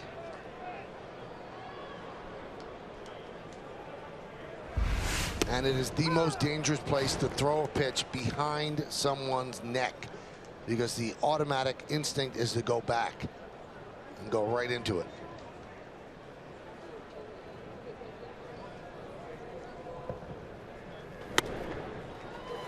Well, only Kittredge can answer that question, but Sabathia throws a two-seamer that grazes one of their hitters' knuckles, and he decides to retaliate like that, if indeed that was the case. Can see why Sabathia was so upset coming out of the dugout. So Romine strikes out. The optics were bad. Here is CeCe's two-seamer that just grazed the knuckles of Bowers, who almost kind of turned into it a bit. No intention there at all. And if this is indeed the answer, I could see why the Yankees would be upset. It's uncalled for. Sabathia, you could clearly see what he thought. Grounded up the middle and off the glove of a diving Adames. Trickles into center field. Retrieved there by Lau, and Echeverria picks up a single, his second hit of the game.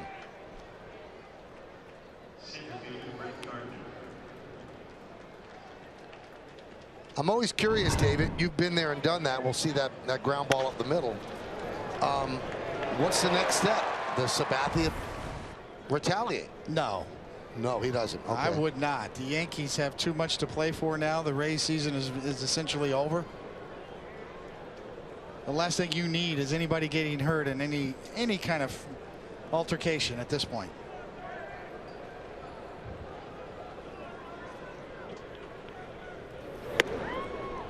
Gardner swings and misses. You know, pitches do get away from pitchers. I've had several get away from me, but there's an optics to it that you can identify. Excessive movement on a pitch that gets away from a pitcher. Mechanics, he drops his elbow and gets underneath one. It flies up and in. That one was a direct target. Four-seam right at him. That's what made it look bad. That's why Sabathia reacted the way he did. And Austin Romine, for that matter, asking Sucre, why? Why?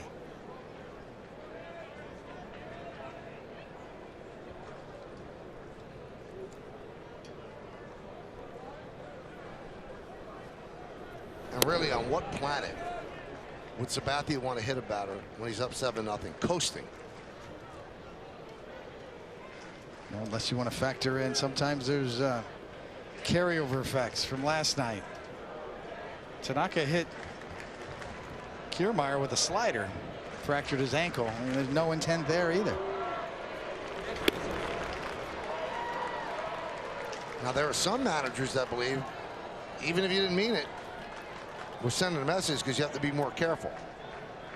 So even if there wasn't intent, some managers will tell one of their pitchers, okay, get even. I've had that happen to me. Well, you were told to do it, or you did? Yeah, I was told to do it. My first big league spring training game of all things with the Royals. Dick Hauser, with the late great Dick Hauser, was the manager. Playing the White Sox, Tony La Russa was the manager of the White Sox. I'm making my big league debut in spring training, and they had a little thing going on. Steve Balboni was the first baseman for the Royals and got hit a couple times, and one of the White Sox hitters got hit a couple times, and I'm coming in the 9th inning, and Hauser gets right in my face and tells me, you throw the first pitch you can as hard as you can behind his head. Don't hit him in the head, but throw it behind.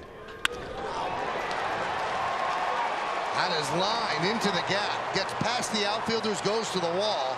Echeverria will score easily, and Gardner with a stand-up triple and an RBI. 8-0 Yanks.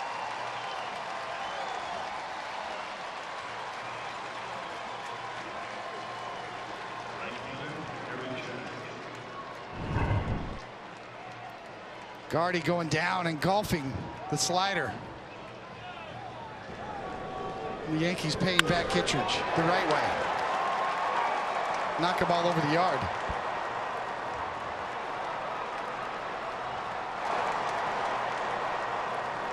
Gardy's got him. I mean, hasn't missed a step all these years. Infield in for Judge, pitch outside. So when I went out there and threw that first pitch on the orders of Dick Hauser, I threw it up to the press box, Michael. I was so nervous. It's the first pitch I threw in a big league game. Was that good enough for Dick Hauser? Well, I got thrown out of the game immediately, and it was a spring training game, and there were no other pitchers, and the game was over. But there was a little netting that led up to the press box at Terry Park at Fort Myers. It rolled up the screen all the way to the press box and back down. About 30 feet over the hitter's head. It's a lot of pressure to put on a young pitcher. He thanked me afterwards and then promptly sent me back to minor leagues.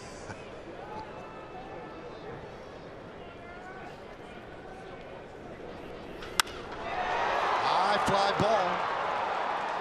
Right field. Gomez makes the catch. Tagging is Gardner. He'll score without a throw. It's another sac fly for Judge, and the Yankees pouring it on. They lead 9-0.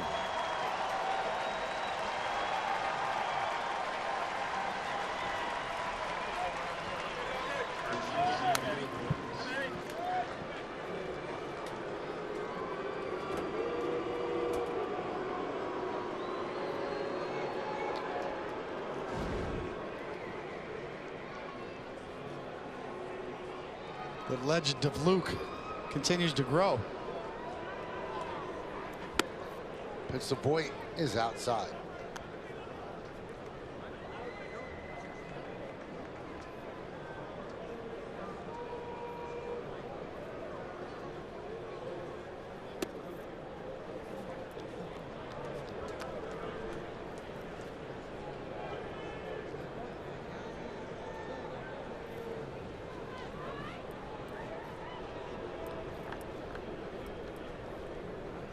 There have been 6 batters hit in this series. Torres been hit for the Yankees, McCutchen and Walker. And for Tampa Bay, Pham, Kiermaier, and today Bowers. Drilled to left field. On the run is Pham. He's going to turn and look. And that ball is a home run. See ya. Luke Voit goes yard. And the Yankees lead 10-0.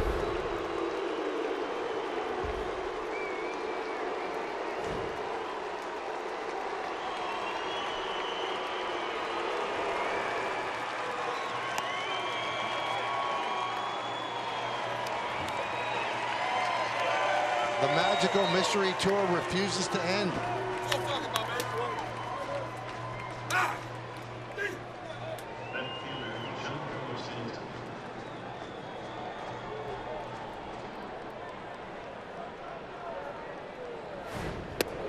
And a strike to Stanton.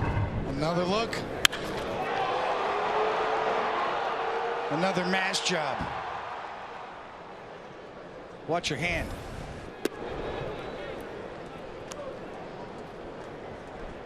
Number 12 for Luke Voit. That's going to leave a mark.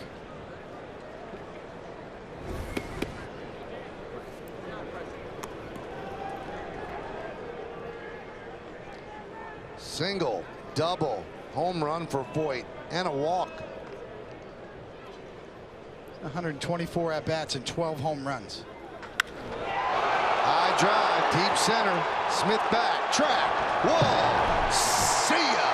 A long home run for Stanton. 11-0.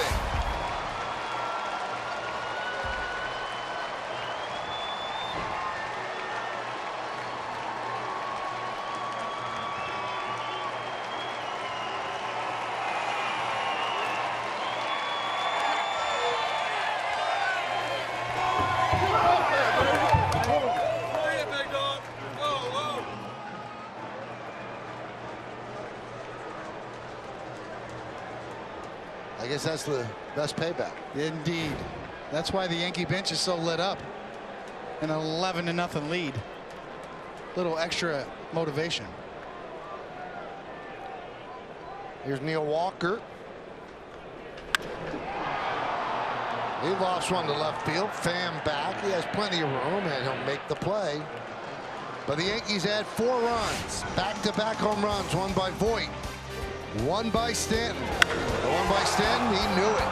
Just crushed it over the wall in center field. Home run number 36. Run number 11.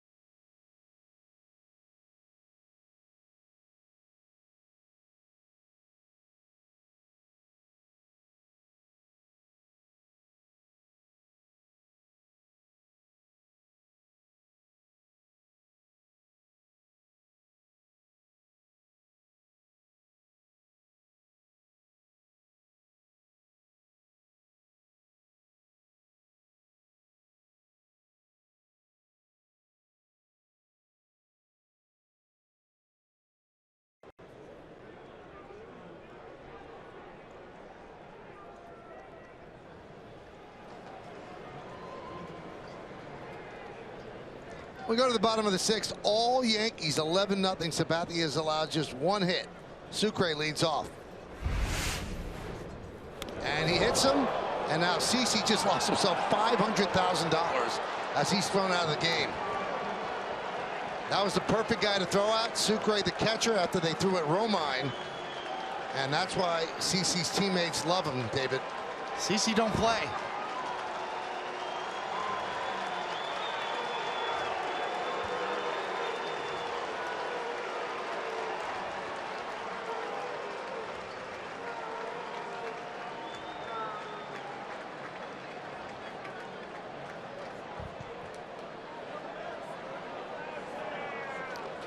Now, the reason I said it cost him $500,000, not about a fine. If he pitched 7 innings today, he would have reached an innings plateau that would have given him a $50,000 bonus, and he was well on his way to doing that. He'd thrown just 55 pitches, coasting, and $500,000, not 50. He's got 55 pitches on the day, but he felt, hey, it was more important to send a message after they threw behind the head of Romine. He was going to plunk their catcher, and he did. He gets thrown out of the game. So he backs up his teammates at a very costly personal price. And if you asked him, David, he didn't care. Could care less. And you said it well, Michael. That's CC Sabathia in a nutshell right here. And what is potentially the last game he may pitch for the Yankees. He wants to pitch another year. The Yankees have him lined up to start Game 4 in the postseason, but the future's uncertain. Well, Sucre had to know it was coming. Aaron Judge talking with the pitchers in the bullpen for the Rays. We'll be back.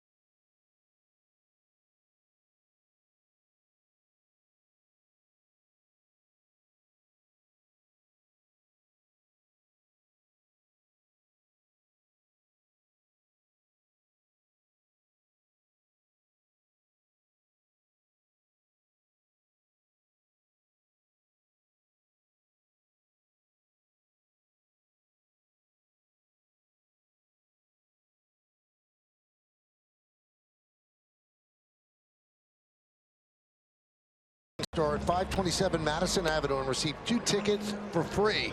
So go pick up a JBL speaker or headphones today while supplies last. Let's talk a little bit about what CC Sabathia has meant to this team. He is one of the real leaders in that clubhouse. Spring training in Tampa, he would get season tickets to Orlando Magic games, and he would take young kids there, teammates. He would take the youngest guys. He would mentor them. He would never turn his back on a young player. You watch Jordan Montgomery sits right next to him in the dugout at the stadium every single game, absorbing the knowledge. And again, I don't want to make it about money, but how many people, knowing that there was $500,000 at stake, I don't care how much money you have, $500,000 is a lot of money. He knew he was going to get thrown out, but he felt it was more important to stick up for his teammate and hit Jesus Sucre, and 500 grand out the window. It's well stated, Michael. And not only did he drill Sucre, he did it the right way. Down low, nothing up around the head, and just walked off the mound the minute he was thrown out, staring at the Rays dugout the whole time. I can tell you one thing, that guy, Austin Romine, appreciated it because he was the guy that was thrown at. And obviously, it's a lot of speculation here. Sometimes I've seen, Michael, that a pitcher like Kittredge might just have took it on his own to do something. Well, here's what happened. This is what led to it. Kittredge goes up and in behind the head of Romine. And then the Yankees, we thought, answered back in kind by pounding Kittredge. Back-to-back home runs, one by Voit, that one by Stanton. But the bottom of the 6th, the Yankees did not like what happened in the top of the 6th. And Sabathia drills Sucre, he gets thrown out, Boone gets thrown out. And he said, that's for you, and added a little salt at the end.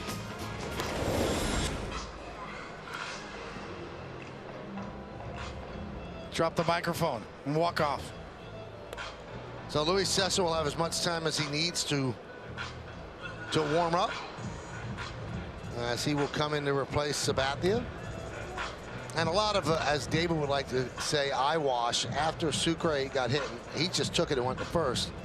Everybody in the Rays bullpen, that's kind of a battalion out there. They all looked like they were going to charge, but they decided to stop right at the home plate area of the bullpen, and Aaron Boone was right there. Aaron Judge, I mean. I don't think they were going to try to get through him. So the bullpen stayed where they were. The benches didn't clear. And Sabathia pointed at the Rays dugout and made it very clear what happened and why he did it. Yeah, Aaron Judge saying, I'll take these 20 guys. You guys get the rest.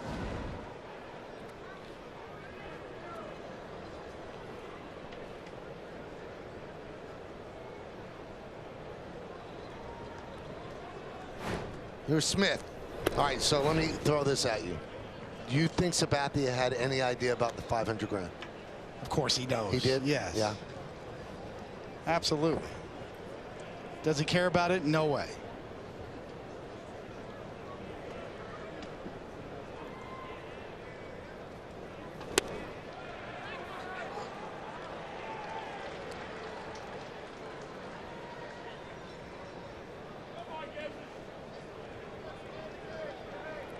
Boy, that just one sequence tells you all you need to know about the value of Sabathia to a team.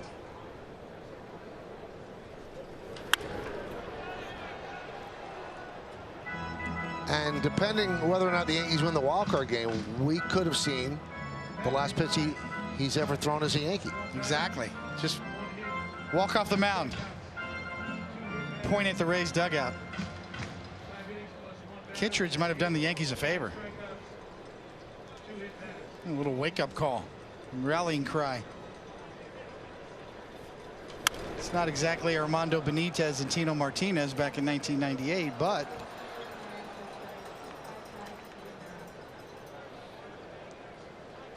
Yankees dugout feels pretty solid right now because of CC, as you said very well.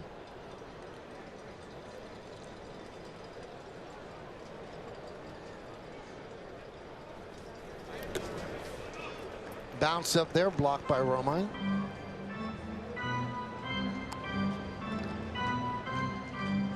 Now, take away all the side issues. Boy, did Sabathia look good today. Yes, razor sharp all day long. Sabathia on the corners, the edges with all of his pitches.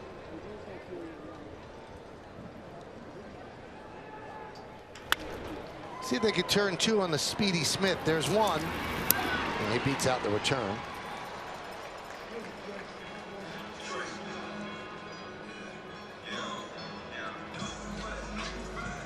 Number 29, Tommy Pham.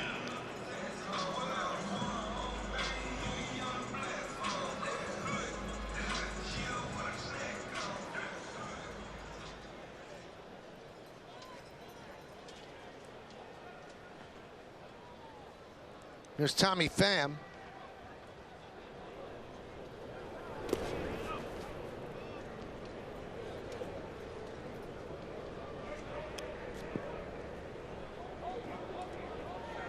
And you'd agree, David, no one in the Yankee dugout told him to do that or had to tell him to do that. No. That was on his own. Absolutely.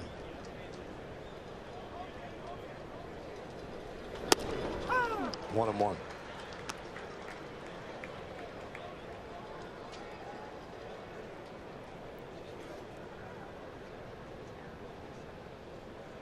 You know, my initial thought was to avoid confrontation. Don't get in a fight. Don't get anybody hurt. You got some big games coming up.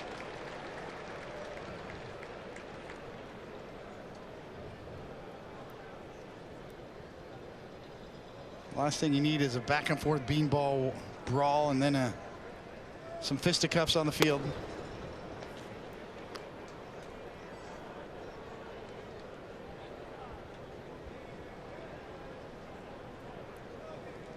But it should be over now.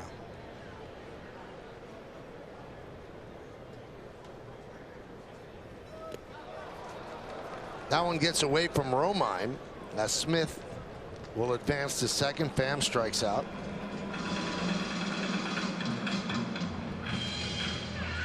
Number 18, Joey Wendell.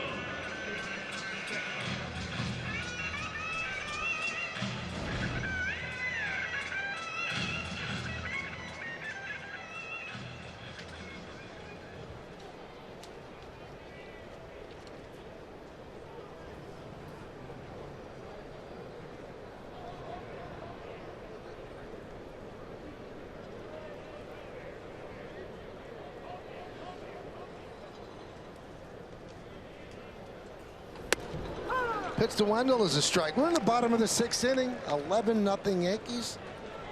Along with David Cohn and Meredith Morakovitz, I'm Michael Kay. We thank you for spending part of your Thursday afternoon with us. Who warming up?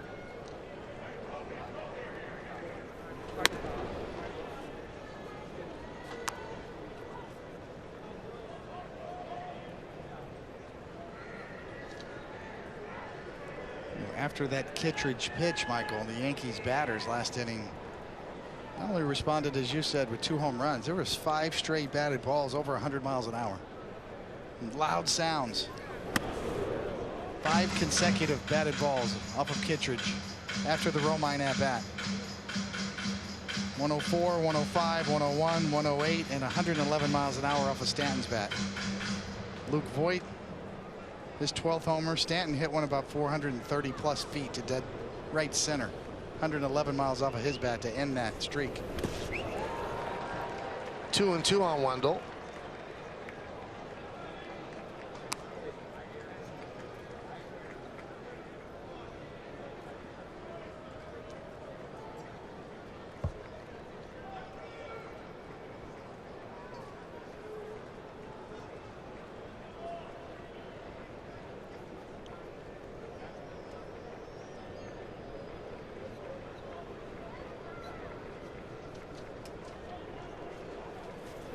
Swing and a miss. Wendell down on strikes. Throw to first. There's a putout, and that will do it. Interesting half inning. Lots going on. 11-0 Yanks.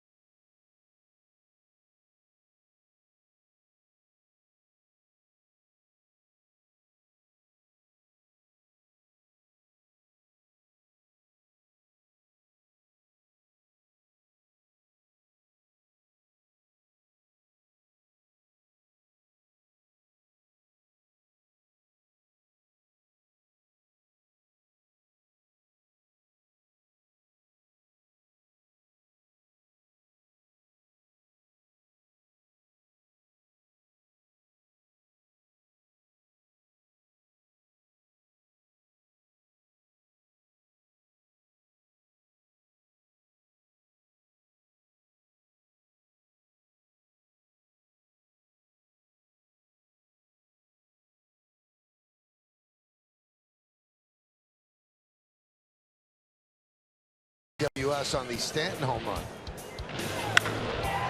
Yeah, at the end of 5 consecutive bullets off the Yankee bats. This one is the hardest one. 437. A little under 112 miles an hour. They'd love to see his power stroke show up this weekend in Boston and head right into the postseason.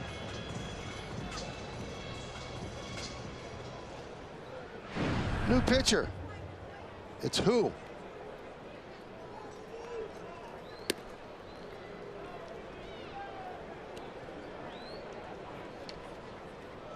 Would you be surprised, David, if there's more out of this? Yes.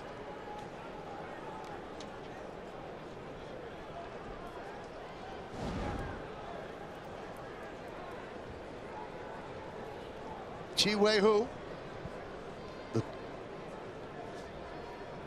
4th pitcher, used by the Rays. Cadillac scoreboard 11-0 Yankees.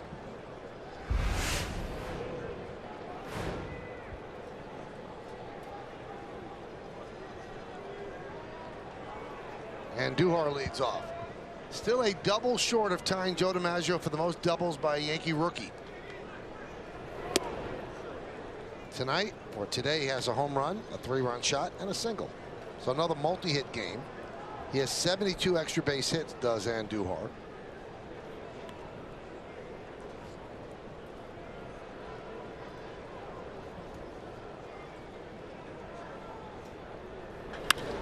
High fly ball. Left center. And Alex Smith makes the play, 1 away.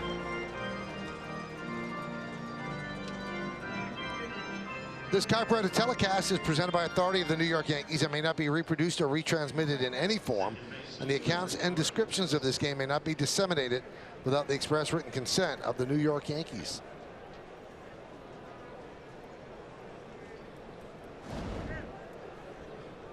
Gleyber Torres is 1 for 3.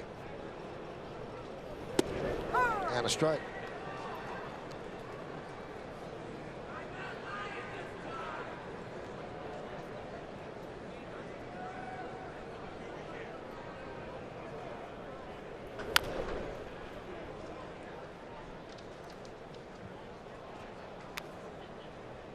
And 2 on Gleyber Torres. He scored a run today. Yankees have 11 runs on 12 hits, and the Rays just 1 hit, a single against the shift. Go back to spring training, Michael, and you say, you know what, collectively speaking, going into the last week of the year, you're going to have 2 rookies hit 50 home runs between Andujar and Gleyber Torres. That's what the Yankees have. Torres sitting on 23, and Andujar hit his 27th today. Who would have bet on that? Not too many people. Now, also in spring training, if somebody said to you, let's say the Yankees hold on and win this, you'll have 98 wins going into that final series with the Red Sox. You'd feel great. You'd think you'd be battling for the American League East. But the Red Sox had other plans because they've had a historic season. The relentless Red Sox team deserves a lot of credit.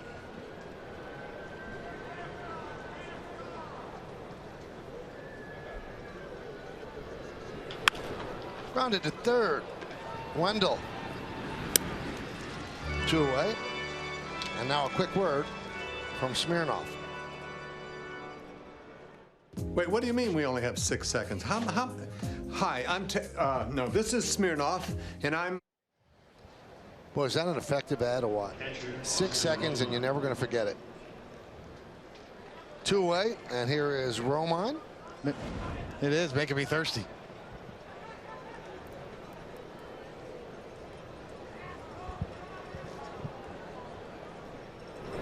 And a strike to Romine.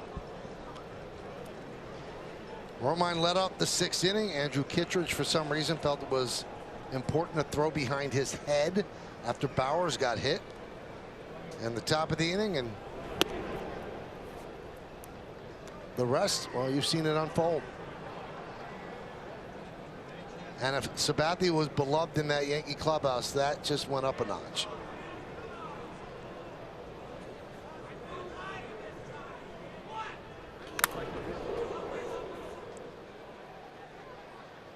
Sucre got hit. 1-2.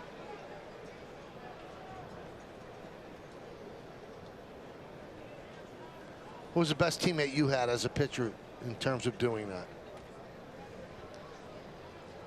You know, actually, when I came up with the Royals, Dennis Leonard, Yankee fans will remember that name back from the 70s, was one of those kind of guys. Leo. Got a chance to grow up idolizing him and then become a teammate with him as well for a brief period of time.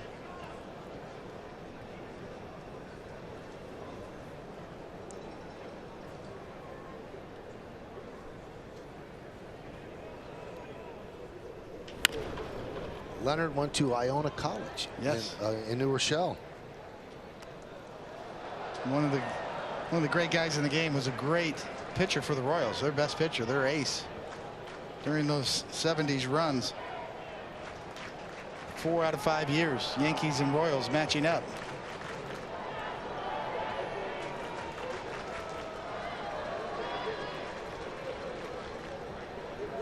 Swing and a miss. Strong inning for who? As the Yankees go down in order 1-2-3. The end of 6.5. It's time for the 7th inning stretch in St. Pete. All Yankees 11-0.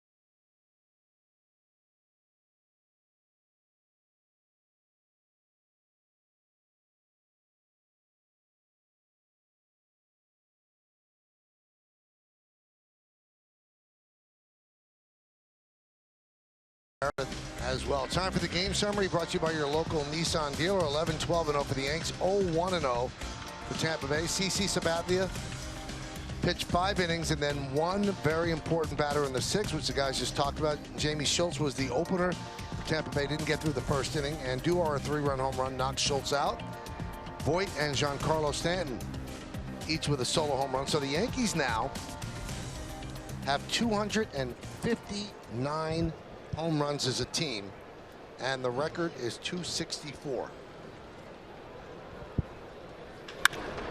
C.J. Cron hits one deep to center field. Going back, Gardner turning, looking, see ya. A home run for Cron, his 29th of the year, and that puts the Rays on the board.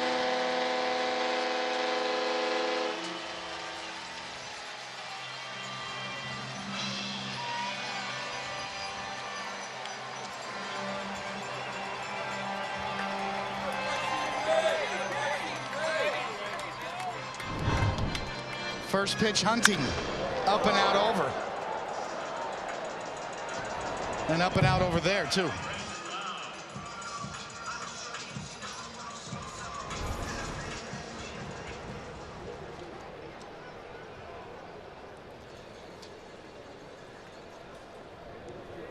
Got some changes for the Yankees. New first baseman. That's Greg Bird. New third baseman, Torreyes. New right fielder, Tyler Wade.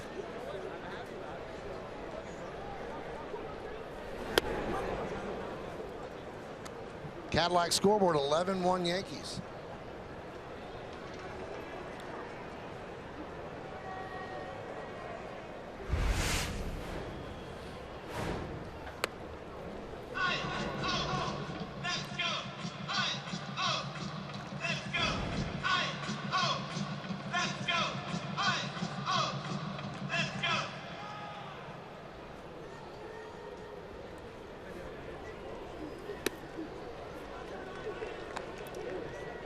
Well, this is exactly the kind of game that Aaron Boone needed today.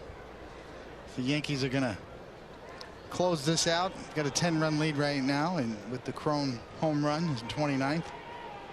But what a nice plane flight that'll be to Boston. And Lau goes down on strikes.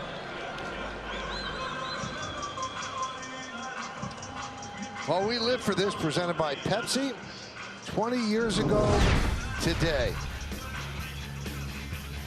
And the Yankees picked up win number 114 against Tampa Bay, then the Devil Rays. And a lot of handshakes that year. And then in the playoffs, they tacked on 11 more to win the title. That record has since been broken by Seattle, who won 116, but it shows you how important the postseason is. People don't remember Seattle when they won 116 because they didn't validate it with the title.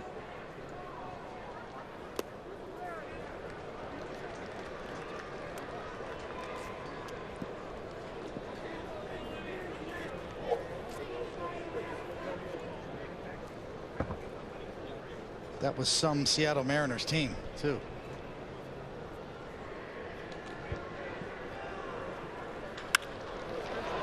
Fly ball, deep right center, backing up is Gardner to retire Adames, 2 away. But that is a great way to put it, Michael. Maybe the greatest team that you hardly ever talk about. That 116-win Seattle Mariners team.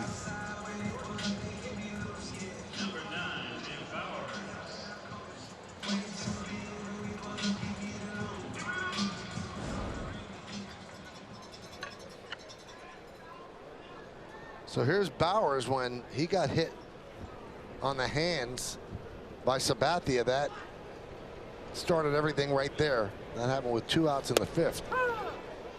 At the time, it seemed like a totally innocuous hit by pitch as Sabathia's trying to come in, and Bowers couldn't get his hands out of the way. It wasn't anywhere near the body.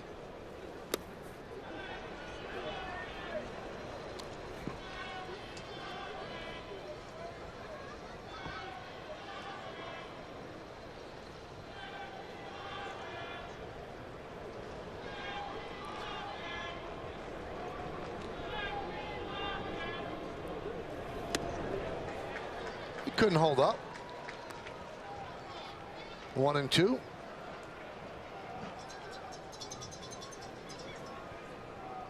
I think the interesting part about this weekend, Michael, is the Yankees obviously go up there, closing this game out with a magic number of 1.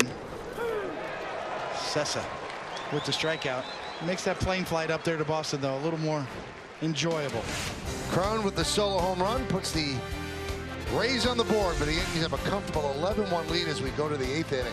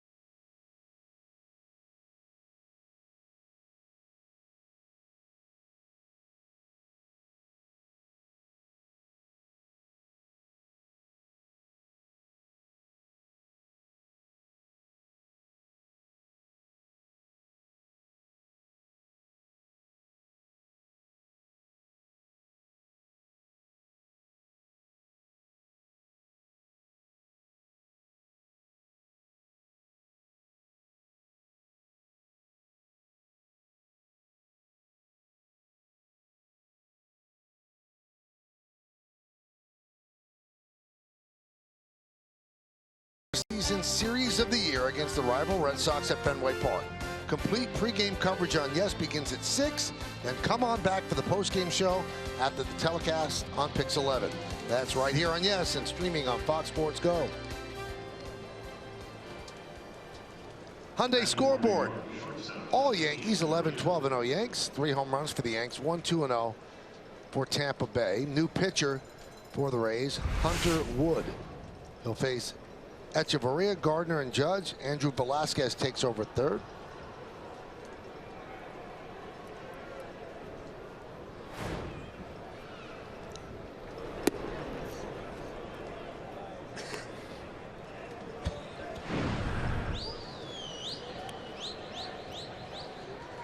Those are the numbers on Wood.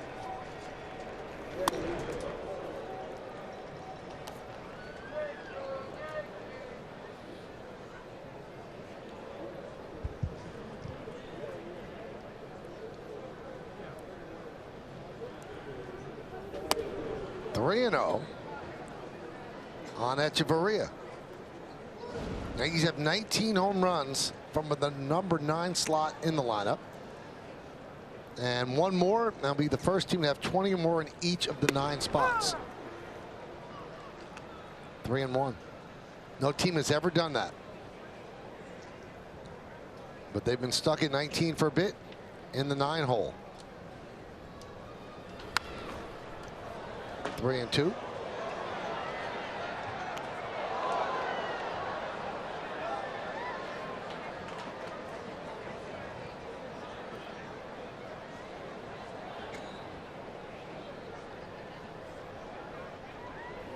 Swing and a miss. Echeverria down on strikes.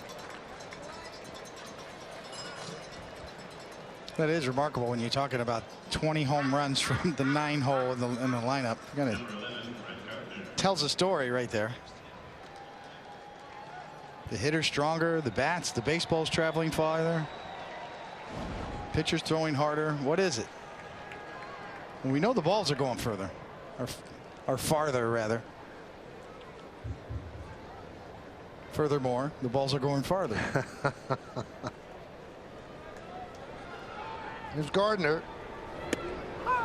And a strike.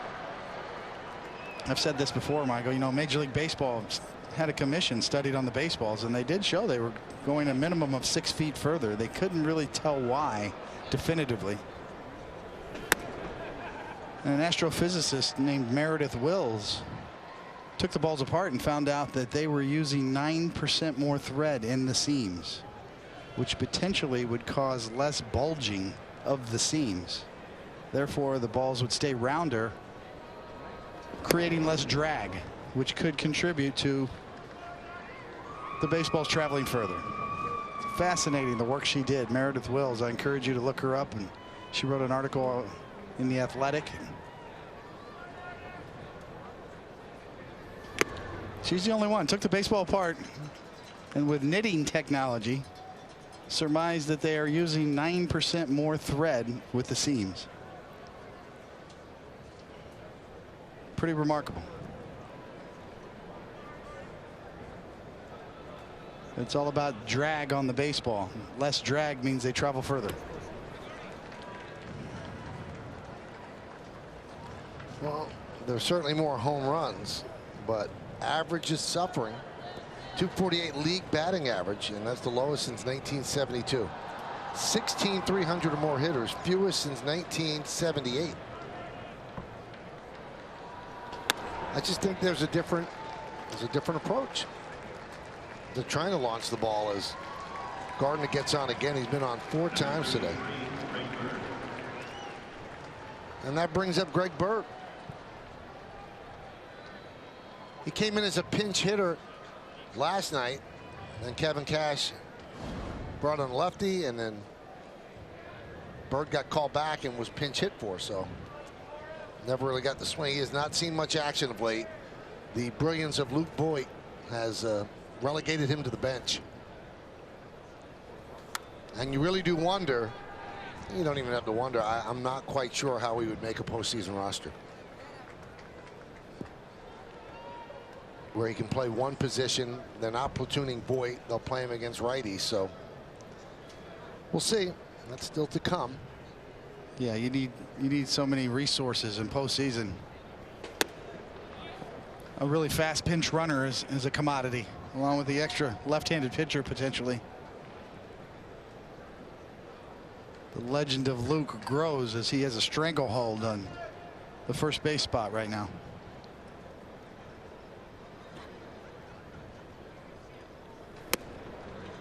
I think those batting averages, there's a lot of variables. You know, there's a great graphic. James Smythe did a great job as one of our researchers, along with Jeff Quagliata.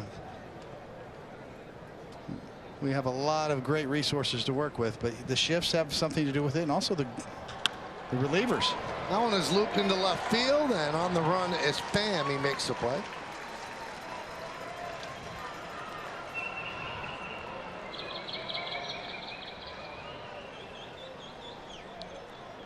And that'll bring up Torreyes. So the Yankees took Voit out last half inning, and that cost him an outside chance, obviously. He was a triple away from the cycle. Doesn't seem like a triple guy, but you never know. Cycle's overrated.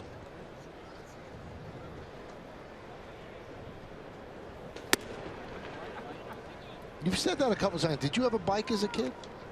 I did have a bike as a kid. Okay. Yes. I'm not anti-cycle. I think it's cute. But I've said this before, you know, it's a cute little thing to have. Oh, I hit for the cycle. My last at bat, if I need what, a single, double, or a triple, I'd rather hit a homer. I want a 2-home run day. So then, to you, the best cycle is if you hit a single, double, triple, and then come up and hit a home run. Hit 4 home runs. That's my cycle. I want to hit 4 home runs. Okay. But yeah, your fourth at bat. What do I need here? Oh, okay. Well, what's the score of the game? First off, what do you need? You need to run.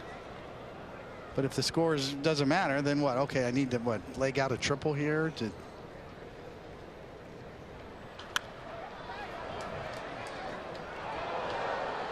No, thank you. I go deep. 4 for 4 with 2 homers, double and a single. Okay.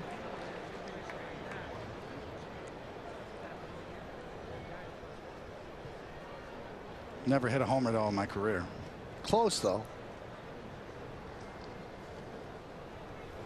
But 2 homers and 2 singles is the same total bases as the cycle. That's true. It is.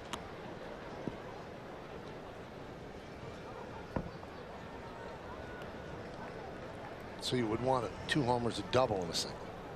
Then you have 11 total bases. Take the 11 total bases. Yes, I'm a total bases guy. You noticed that? Yep.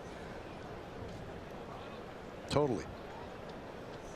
2-2. Torreyes. Fly ball to left. Pham makes the play, and that'll do it. No runs, no hits, no errors. 1 man left on base. We go to the bottom of the 8th inning in St. Pete. 11-1 Yanks.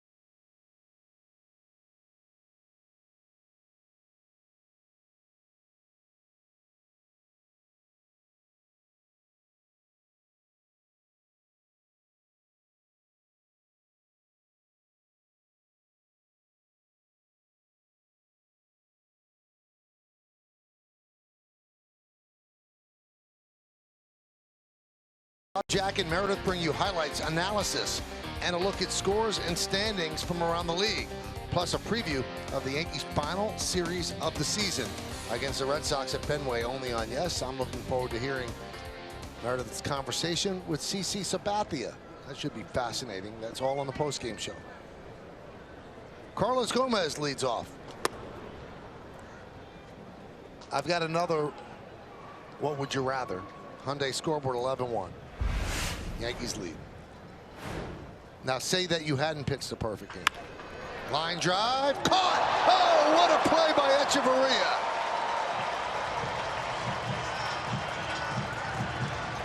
Boy, he can pick it. The glove has never been a question. Mamma mia.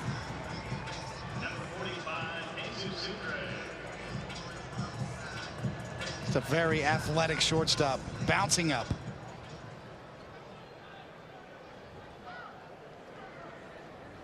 Not a lot of time to get up that far either. Would you rather pitch a perfect game with 6 strikeouts or a shutout with 22 strikeouts? 22 strikeout game. Really? Oh, yeah. Because no one's ever done that. Nobody's ever done that. Yeah, people have done the perfect games. There's 23 perfect games. Right. There's no 22 strikeout games. Wow. Even if you had not had a perfect game, you still would have chosen 22. Double deuce.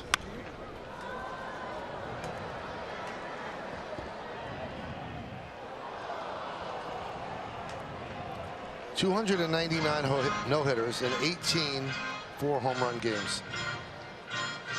322 cycles. The cycle's an anomaly. It's sequencing. It just happened to happen. You know?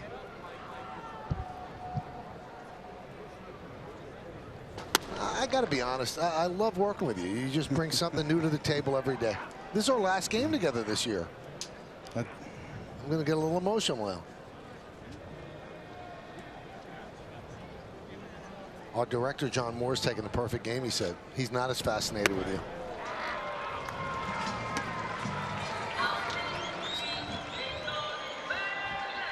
Now, you came 3 away from 22. I should have had 22 this game.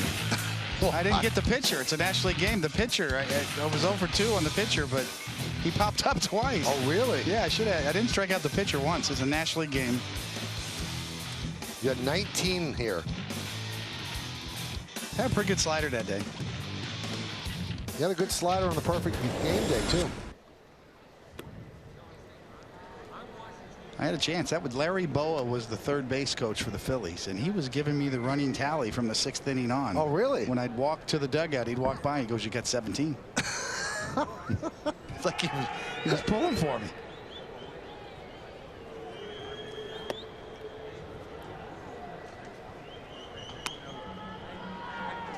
So you had 17 after how many innings? After 8. I got 2 in the 9th. Okay. Dale Murphy was the last batter. He grounded out to short. Now, were you rooting for an E6? Yeah, Larry Bowa was.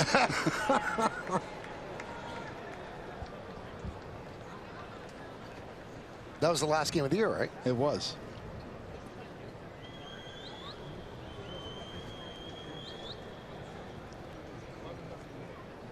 (2-1). 2-2.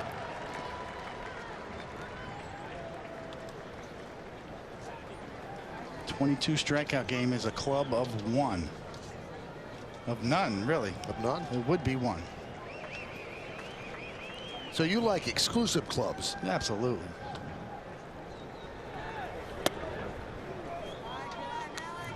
Five people have 20 strikeout games. You just missed joining that club. Yeah, that burns me a little bit.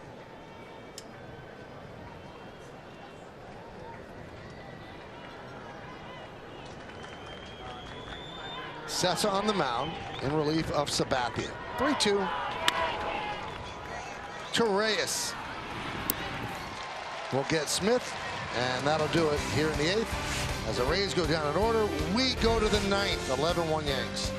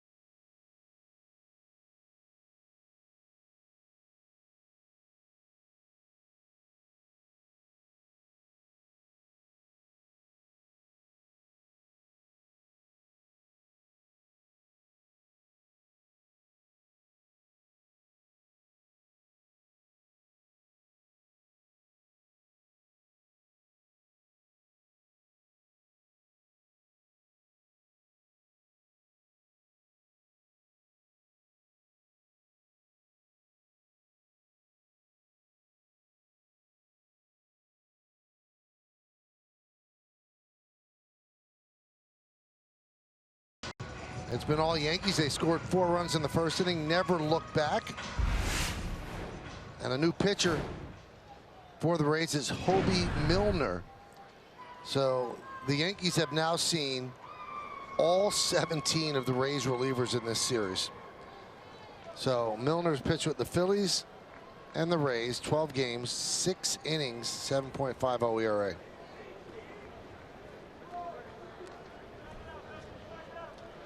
And here's Giancarlo Stanton.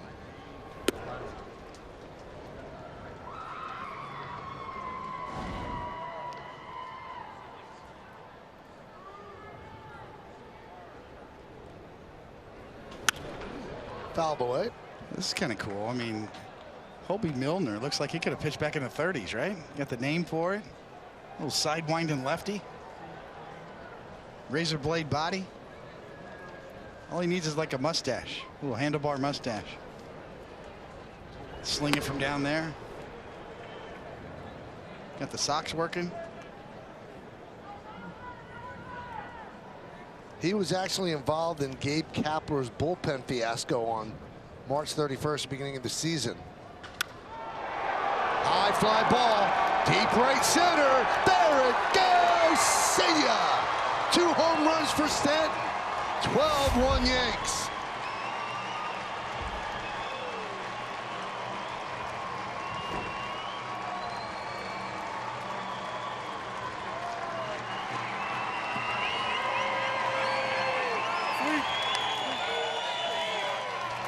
So I'd rather do that than hit a first cycle right there. Give me my second home run, just like that. Mashed to right.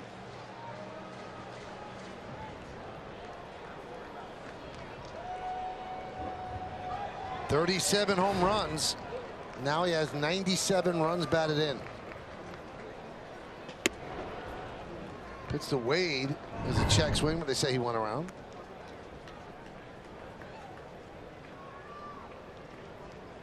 Home run to center, home run to right. That means he's getting right.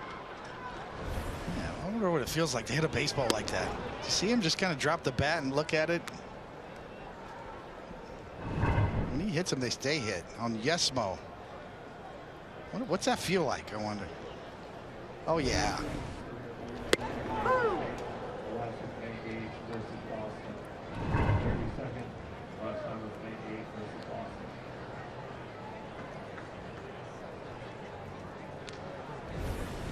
Boy, that usher had no idea that ball was coming.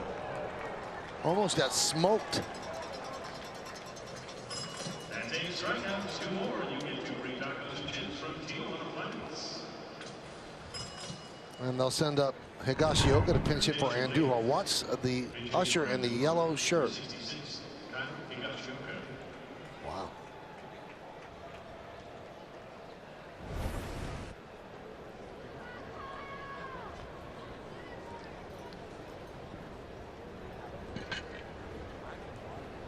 Anyway, finishing up about Kapler and Milner. Vince Velasquez on that day was getting shelled in the 3rd inning. Kapler went out to remove him from the game, but had no one warming up. Milner had warmed up earlier in the game, but was getting ready when Kapler pointed to the pen. Jerry Lane delayed the game so Milner could get some throws in, and Brian Snitker of the Braves objected, and he was thrown out. Lane said he was just trying to protect the pitcher and looking out for his health.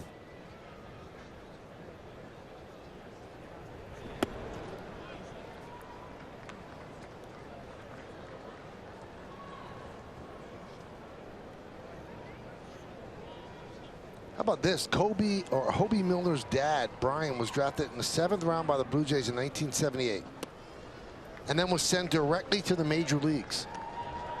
He caught 2 games in a 4-day stretch, went 4 for 9 at the plate, but was sent down. He never made it back to the majors. Injuries kept him from coming back, and he retired at the age of 22. And he went on, Brian Milner did, to become a minor league coach and instructor with the Yankees from 91 to 95, when kids named Derek Jeter and Mariano Rivera were coming up.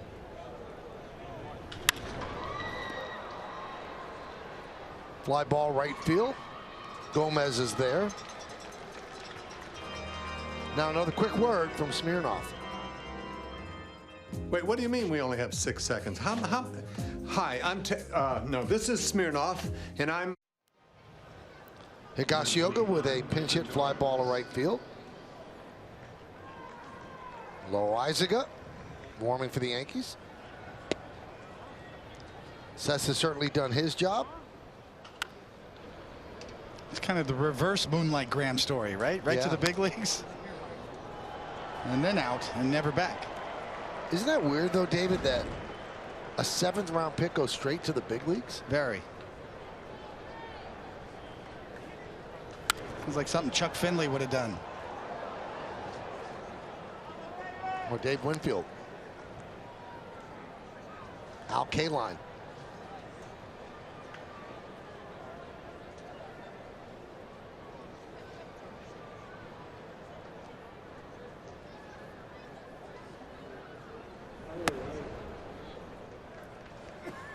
One and two.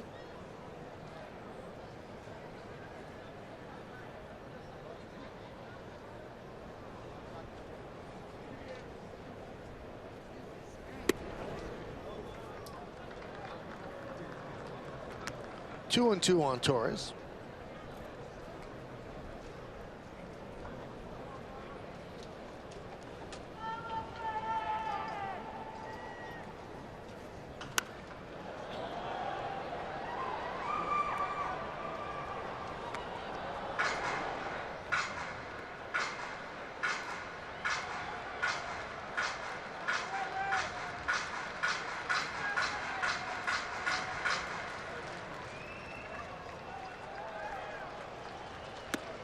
Three and two.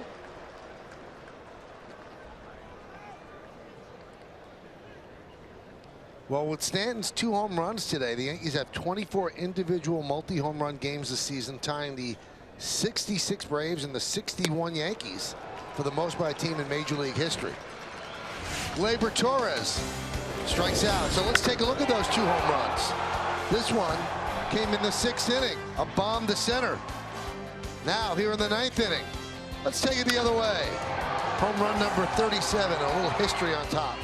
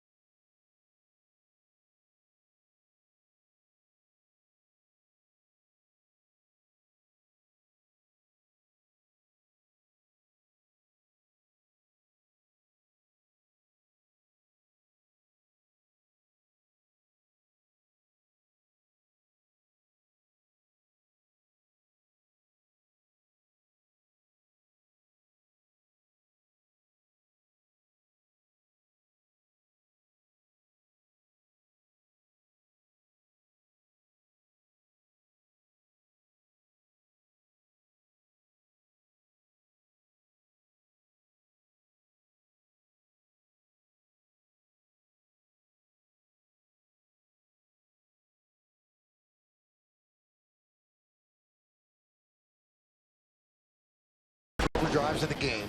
There's several to choose from, and of course this guy's in there. Luke Voigt just keeps on mashing baseballs, and yeah, we've seen this guy do it. Giancarlo, dead central, about 437 feet away. The Land Rover drives of the game. Voigt and Stanton. And Stanton's 2nd home run gives the Yankees 260 on the season. Do they have 4 in their pocket in Boston to at least tie the Mariners? 1997 Mariners. Jonathan Loizaga takes over for the Yanks. How many Jay Buhner hit on that team, I wonder? 97 Mariners. That team had Griffey, A-Rod, Buhner, Edgar.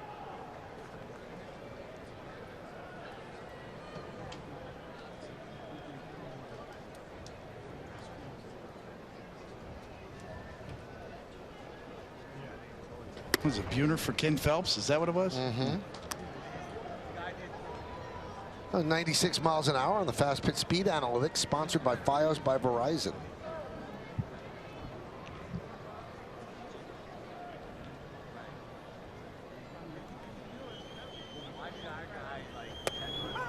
Three and one.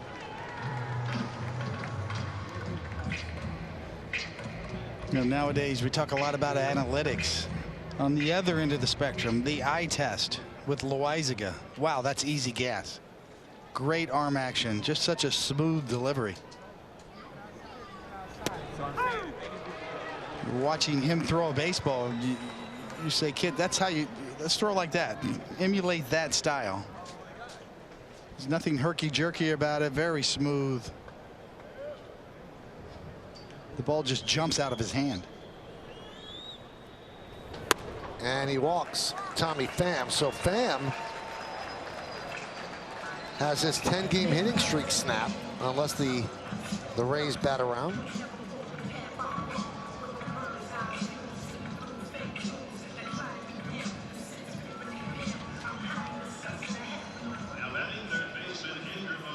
The 4 home runs today by the Yanks, we told you, gives them 260. And that's the second most of any team in the history of baseball. They've tied the 2005 Rangers. So today they jumped over the 96 Orioles with 257 and the 2010 Blue Jays with 257. So 260, they sit tied with the Texas Rangers and only the Mariners ahead of them.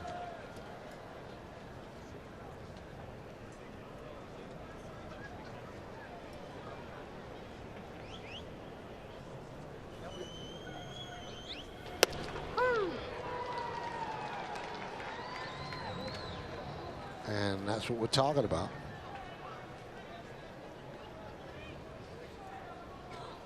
That 96 Orioles team was a good lineup, too.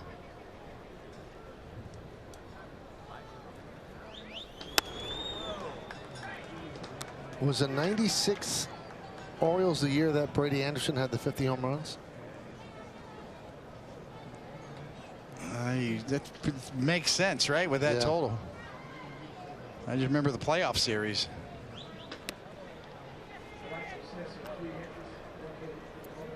Yep, he had the 50 in 96 and never came close again, ever. Now he's an executive in the Orioles front office.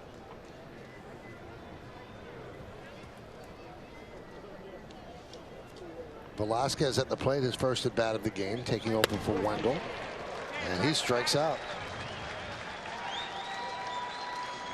In 99, Brady Anderson hit 24 home runs. That's his next highest total after 50 in 96.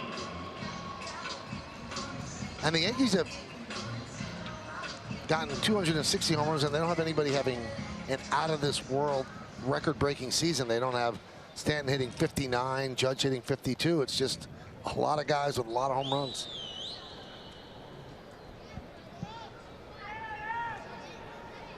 Here's C.J. Cron. And a strike. Yeah, it looked like they were going to fall short of the record, and Luke Voit almost single-handedly has gotten them back in the chase.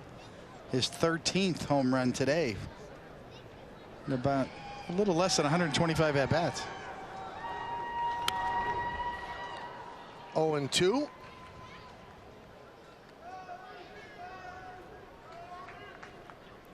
Well, this is the 19th game between these two teams, and it's been knotted at 9 apiece. So if the Yankees hold on, they will win the series against the Rays 10-9.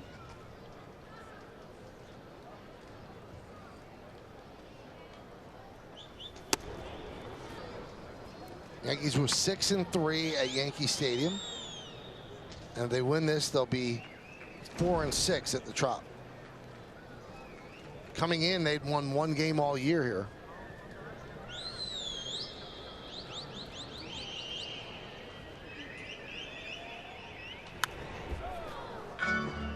Well, I agree completely, Michael. When you looked at the rest of the schedule and the way Oakland has been playing, this was a big 4-game series down here.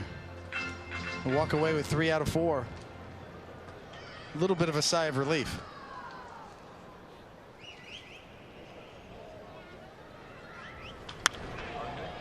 Yankees lead this one 12-1. We're in the bottom of the 9th inning. Runner on first. Sabathia started, pitched into the 6th, got thrown out for hitting Jesus Sucre, and that was in retaliation for Kittredge throwing behind the head of Romine. We'll have more on that on the post game. Then Luis Cessa went 3, and now Jonathan Loaizaga. Swing and a miss. Crone down on strikes.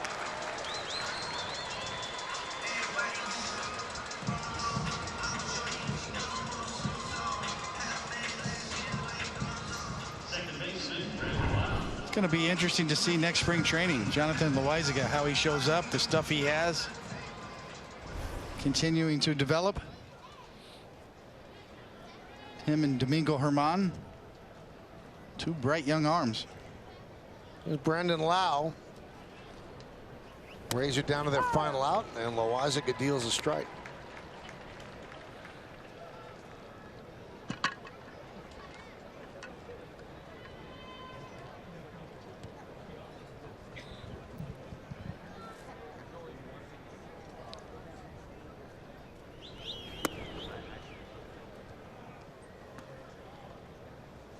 One and one.